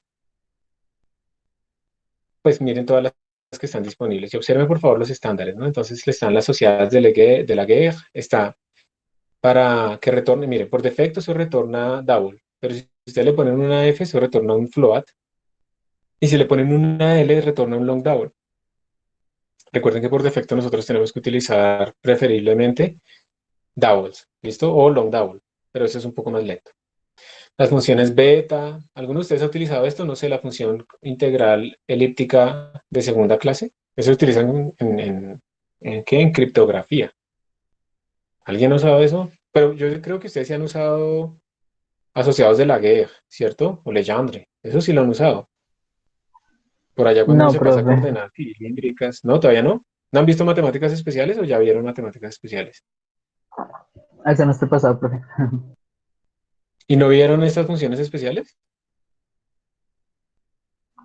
Sí, pero no las aplico. Al menos por mi parte No no las todas. apliqué en formas. Sí, creo que Oigan, sí, pues las asociadas sí, sí, pero no todas, profe. No todas las demás. no todas, sí, no, no. Igual eso es demasiado, ¿no? Eso depende como de las aplicaciones. O sea, se ven las básicas, algunas asociadas o algunas modificadas, pero pues no se pueden ver absolutamente todas.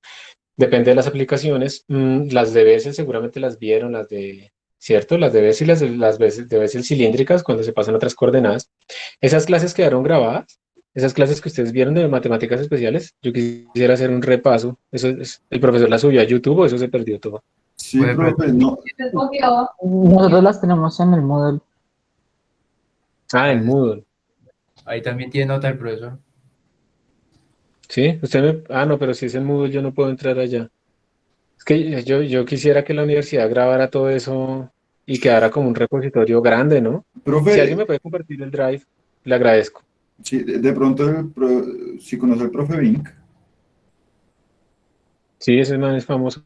sí, pues él dictó especiales. Él debe pasar, él debe tener todo eso a la mano.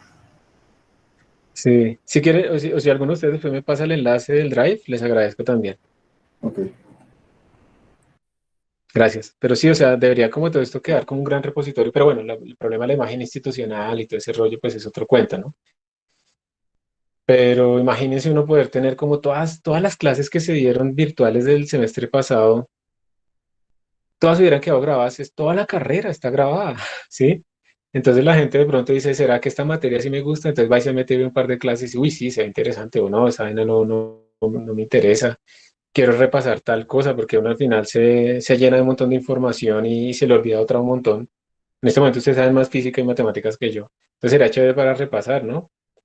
Así fuera autenticado con la universidad y entonces que no fuera para el público, pero que al menos uno pudiera hacerlo pues por lo de la imagen institucional.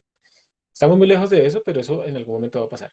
Entonces, bueno, ahí están Hermite, Legendre, Laguerre, las funciones Z de Riemann, ¿sí? Las funciones esféricas de Bessel, todo ese montón de cosas. Y observen que todo este montón de funciones pues necesitan C++17. Por esa razón es que este código que yo tenía acá, voy a abrirlo, creo que era Legendre, sí. Este código que yo puse acá de Legendre está utilizando CMath. Miren que para utilizar esto, ustedes simplemente tienen que incluir CMath y en el estándar C++17, CMath incluye todas estas librerías especiales. Entonces yo aquí estoy escribiendo, por ejemplo, el valor para X dentro de estos rangos del polinomio de la función de Legendre de orden 5 en diferentes X. Entonces vamos a compilar. Miren que si yo compilo así solamente, me bota un error porque él no sabe quién es Legendre, pero porque está utilizando por defecto el estándar C++11. Entonces yo tengo que hacerle caso a CPP reference, ¿sí? Decir que eso es C++17, ahora sí compiló y si lo ejecuto, pues ahí está mi función. Y la puedo graficar y sí, vamos a graficarla rápidamente, pues igual ya nos quedamos sin tiempo.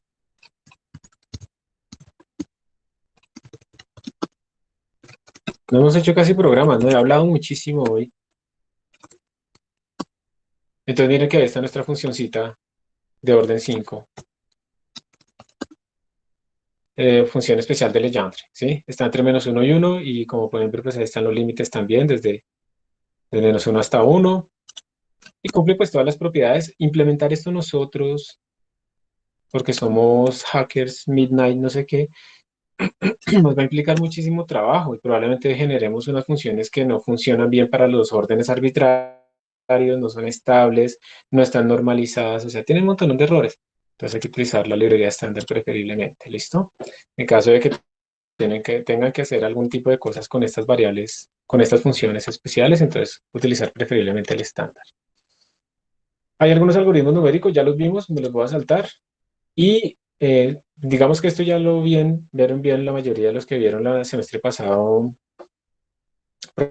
programación, pero pues también tenemos funciones para generar números aleatorios en C++. La idea es utilizar como el Mersenne Twister, que miren detrás de C++11, Mersenne Twister es de los mejores, es rápido, tiene un periodo muy largo, etcétera, etcétera. Hay muchos más, pero el que siempre utilizamos normalmente es el Mersenne Twister. Y uno puede también pedirle con cierta distribución los números. Entonces, con la distribución de Bernoulli, la binomial, bla, bla, bla, ¿sí? La distribución gamma, Weibull, etcétera. Pues obviamente la normal, esa tiene que estar, obviamente. La T-Student, etcétera, etcétera, etcétera. Entonces, hay un montonón de posibilidades de generar números aleatorios. La forma vieja era con esto, con RAND y con este RAND, pero ustedes en C++ ahora lo tienen que hacer realmente es utilizando, pues, digamos, este tipo de distribuciones estándar que son mucho mejor. Y creo que también ese era otro de los ejemplos que estaba acá. Random, sí. Entonces miren que aquí está un ejemplo con random. Entonces yo estoy diciéndole, oiga, deme por favor 10.000 muestras y yo voy a hacer un histograma para ver si eso sí de verdad me está dando pues, la distribución que yo quiero. Entonces voy a contar en 20 cajitas cómo me está dando mi histograma. Yo le pongo la semilla. La semilla es muy importante para yo poder tener reproducibilidad en mis secuencias aleatorias. Voy a hacer el histograma entre 0 y 1 de mis números aleatorios. Y entonces, pues el de X, la partición real en el eje X, pues es la resta de mi tamaño total sobre el número de bins. Cada cajita va a medir esto. Entonces, declaro un arreglo de tamaño n bins que empieza en ceros. Y entonces, miren, la idea es esta. Yo primero declaro mi generador, en este caso es Mersenne Twister, y lo estoy inicializando con esta semilla. Y ahora lo que voy a hacer es pedir que voy a declarar un generador que sea una distribución uniforme real, de números reales, uniforme, que me retorne Davos y que esté dentro de este rango, entre Xmin y Xmax. Entonces, ¿cómo se utiliza? Pues en generador aleatorio. Simplemente yo lo que hago es llamarlo con esta distribución. Le digo, oiga, distribución, genere números utilizando este generador y póngalos en esta distribución que yo le dije. Entonces, este R es un número distribuido como yo le dije a mi programa. Y yo simplemente lo que estoy haciendo en la parte de abajo es contar en qué cajita cayó y aumentar la cajita en 1. Entonces esto se hace muchas veces, el número de muestras se hace muchas veces, y yo voy acumulando en mi cajita y luego imprimo mi cajita, mi histograma. Y si esto es una distribución uniforme, lo que yo esperaría es que me dé más o menos pues un rectángulo, ¿cierto? Una línea recta. Entonces miren, voy a poner poquitas muestras, voy a poner solamente 100. Voy a compilar esto. Eso está desde C++11, entonces no tengo que especificar un estándar más nuevo. Si le hago a.out, miren lo que me está dando el histograma. 0 salió 4 veces, 0.05, bueno, más bien esa cajita que está ahí tiene 7 muestras, 0.15 muestras, Miren que hay unas como más grandes que otras. ¿Esto les parece a ustedes que es uniforme? Ustedes dirían, sí, eso es uniforme. ¿O qué harían para mejorar esa No, la calidad? verdad. No, pero pues son solo 100 números. Son solo 100 muestras, ¿cierto? Entonces, evidentemente, pues, cuando estudia estas cosas, uno se da cuenta que el error disminuye con raíz de n. Lo voy a disminuir 10 veces multiplicándolo por 100. Entonces vamos a mirar y miren ahora los valores. 511, 509, Miren que ahora están mucho más cerca, ¿cierto? Entre ellos. Mucho más cerca entre ellos, los contadores. Si yo aumento,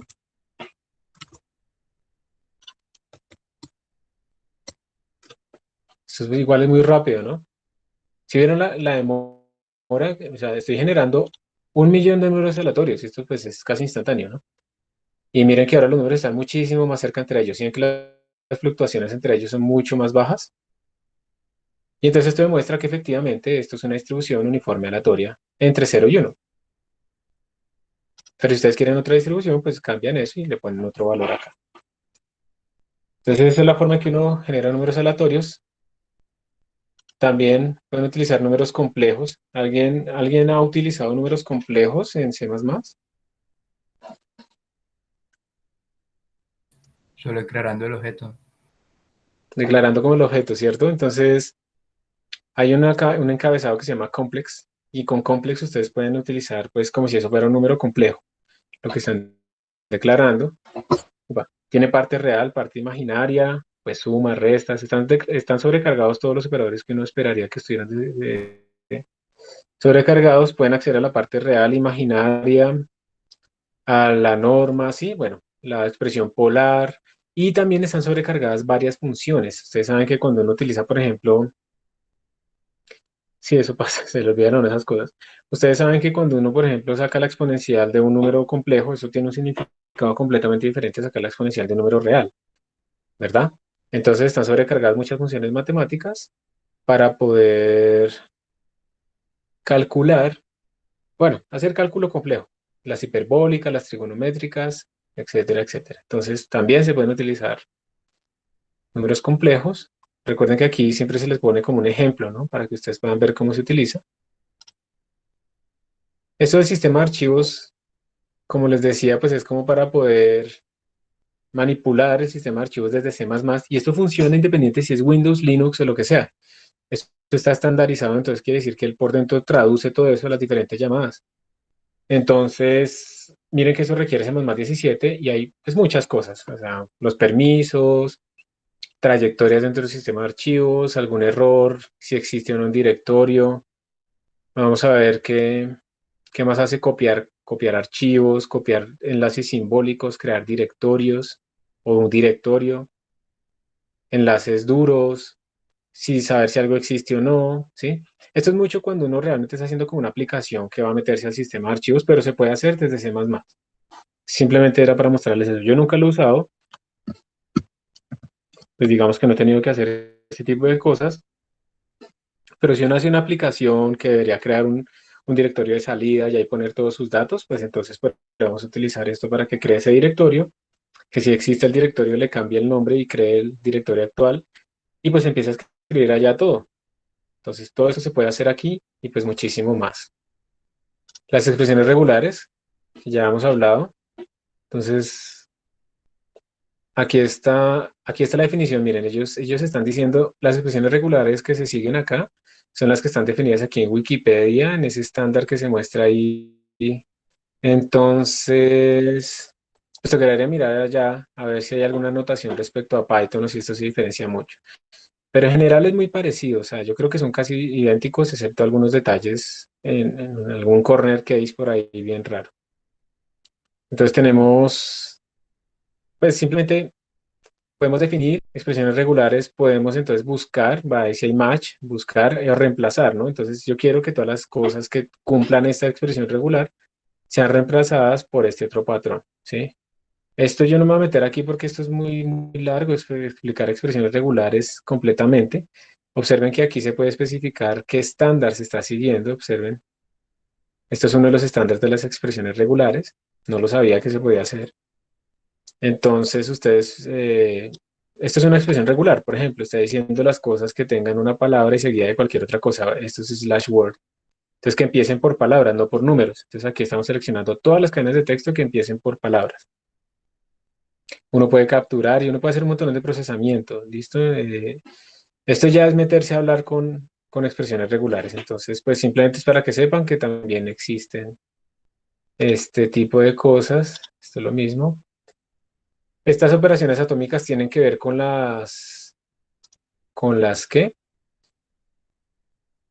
Con las operaciones en paralelo, cuando ustedes, digamos, tienen threads y están tratando de que dos threads accedan con la misma dirección de memoria, tenemos que sincronizarlos porque si no, se quedan bloqueados cuando quieren acceder a escribir en el mismo sitio o incluso a leerlo y escribirlo.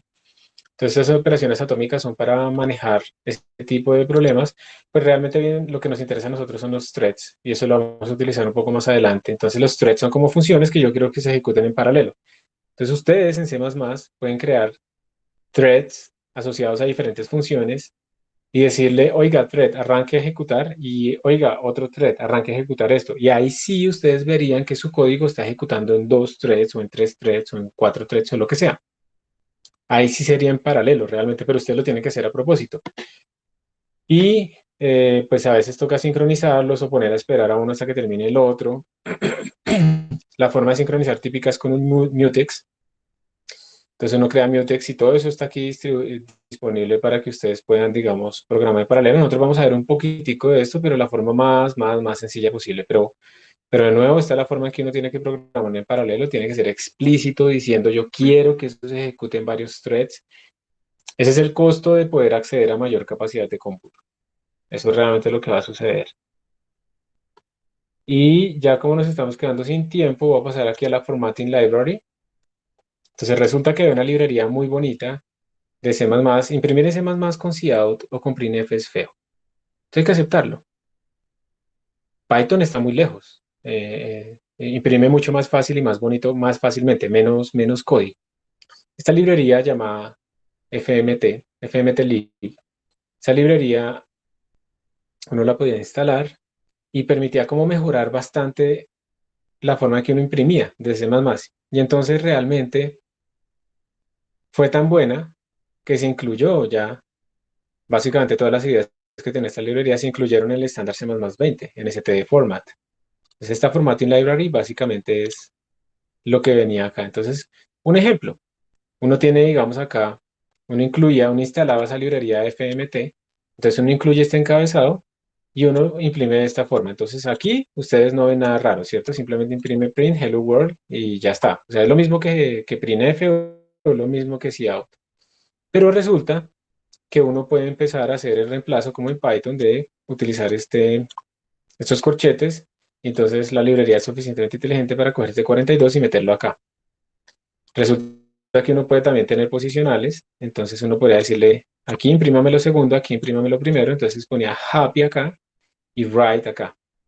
Y eso es muy difícil de hacerlo o sea, imposible de hacerlo con cout. Uno puede entonces también decirle que imprima con cierto formato, entonces él transformaba las horas, minutos y segundos de acuerdo a una cadena que uno está colocando acá. ¿Sí? Uno le puede poner que imprima, por ejemplo, un arreglo directamente y entonces ya está sobrecargado para imprimirlo sin tener que uno que hacer force ni nada de esas vainas.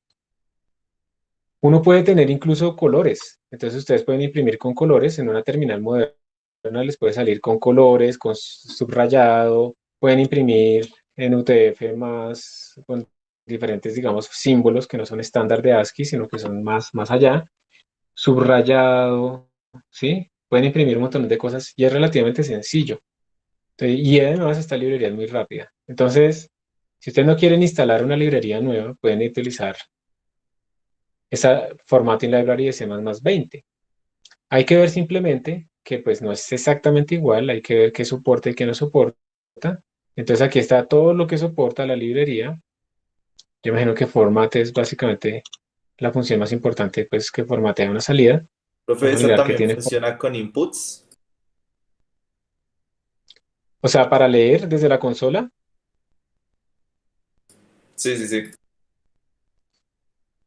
No sé, no porque bueno, miremos acá la descripción. Vamos a ver, porque esto es como para imprimir. The text formatting library offers a safe and accessible alternative de printf family. Mira, es para printf, no es para scanf. O sea que es solamente para imprimir, no para leer.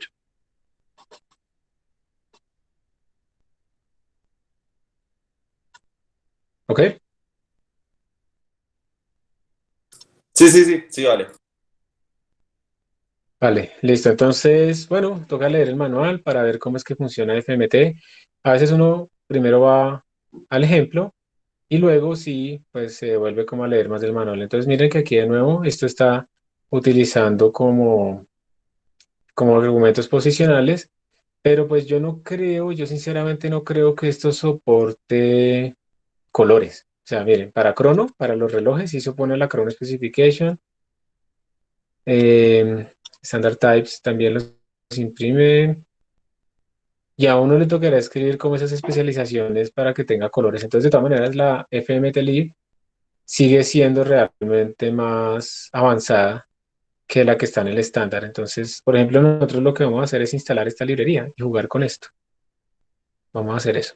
Y bueno, chicos, con esto se acaba como este recorrido a grandes pasos por la librería estándar. Espero que hayan visto cosas nuevas que no sabían que existían y que las vayan a usar en algún momento para que su vida sea más fácil. Es preferible utilizar lo que ya está en el estándar a ponerse uno a escribir las cosas desde cero.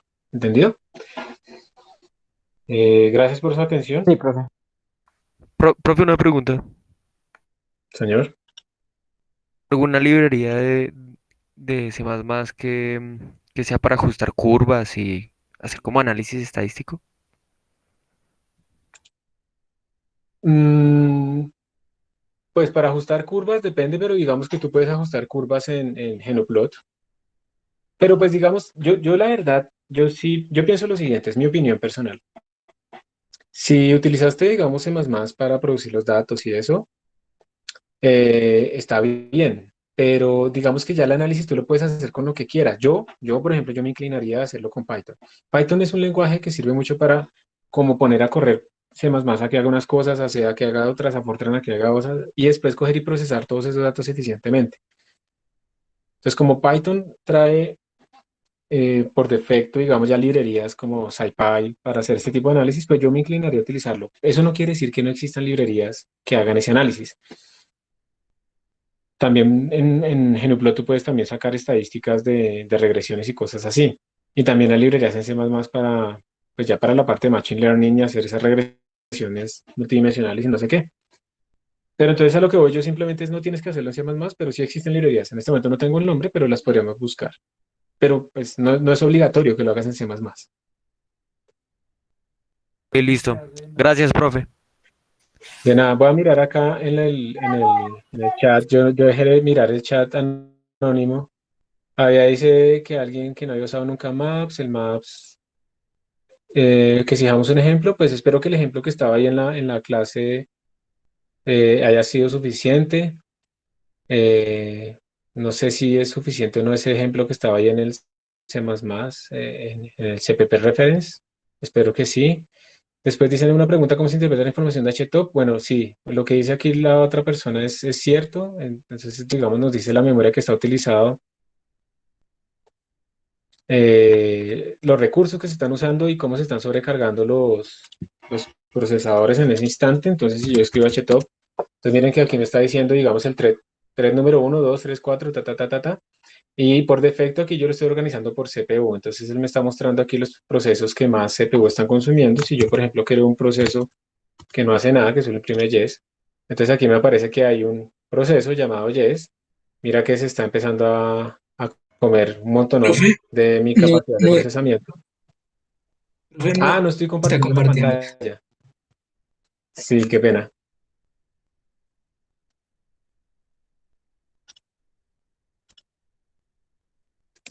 ¿Ya lo están viendo? Listo. Sí, Chao, se ve. tranquilos. Ya pueden salir. Los que ya quieren salir, pueden salir porque pues ya acabamos. Esto es una duda y simplemente de preguntas. Entonces, aquí ya me está diciendo, yo por ejemplo puse un proceso que se come muchísimo el procesador y que además está llenándome la terminal. Voy a quitarle esto, voy a redireccionar esta dev null.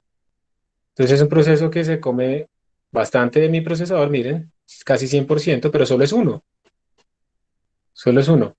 Y entonces el HTOP me está diciendo, pues ahorita tengo un proceso que está haciendo eso y otros procesos acá están organizados por consumo de CPU, puedo organizarlos por consumo de memoria. Aquí es importante que cuando ustedes vean la memoria que me dice que tengo en total, más o menos, esto tiene muy poquito, mire, tienen casi que 4 gigabytes, menos de eso, y estoy utilizando en este momento 1.26, ¿sí? Y entonces si ustedes ven que esto verde se va yendo hacia acá, se va yendo hacia acá, y este swap empieza a crecer, tienen un problema, porque se les acabó la memoria y se va a poner lento. Entonces digamos que ahí uno puede organizar, uno puede filtrar, buscar ciertos procesos, y la idea es para ver cómo el estado en este momento de la máquina. Si yo corro otro yes, miren, les voy a mostrar que si yo corro otro yes, voy a bajar uno, voy a bajar otro, estoy corriendo dos. Miren que ahora me aparecen dos yes, cada uno con 100%, y observen que aquí me aparecen unos threads que están como al 100%, pero eso de vez en cuando puede ir cambiando, puede ir migrando. Entonces, para ocupar los 8 tendría que ocurrir 8 threads, 8 yes de estos. O sea, la paralización nunca es automática. ¿Y qué otra pregunta había? ¿Por qué no es Hasta automática luego, la promoción profe. en paralelo? Chao, que estés bien. No debería ser siempre igual o más rápido. Esas son preguntas diferentes. No es automática porque tú tienes que, en general, tú tienes que decir cómo partir tu dominio de simulación. O sea, tengamos en cuenta que el programa no sabe absolutamente nada de qué es lo que estamos simulando. Entonces, uno cuando programa en paralelo, uno tiene que decir, voy a partir la tarea que voy a hacer, que es arbitraria, la voy a partir en pedazos de esta manera. Entonces, como eso es completamente arbitrario, no podemos paralelizar de forma automática en general cualquier cosa. Entonces eso, a menos que uno sea explícito y el algoritmo sea tan genérico que uno lo pueda paralelizar fácilmente, eso no va a ser nunca automático. Ahora, que si puede ser igual o más rápido, sí, eso es lo que uno espera. Después de haber paralelizado, uno espera que sea igual o más rápido, pero también vamos a encontrar ciertas sorpresas, ¿no? Después, que no escala completamente bien y las cosas rápidamente dejan de escalar. Listo. Ahora sí. Muchas gracias. Feliz fin de semana. Estén pendientes de el Classroom. Que estén bien. Hasta luego, profe. Chao, que estén muy Hasta bien. luego. Feliz día. Feliz día y feliz fin de semana.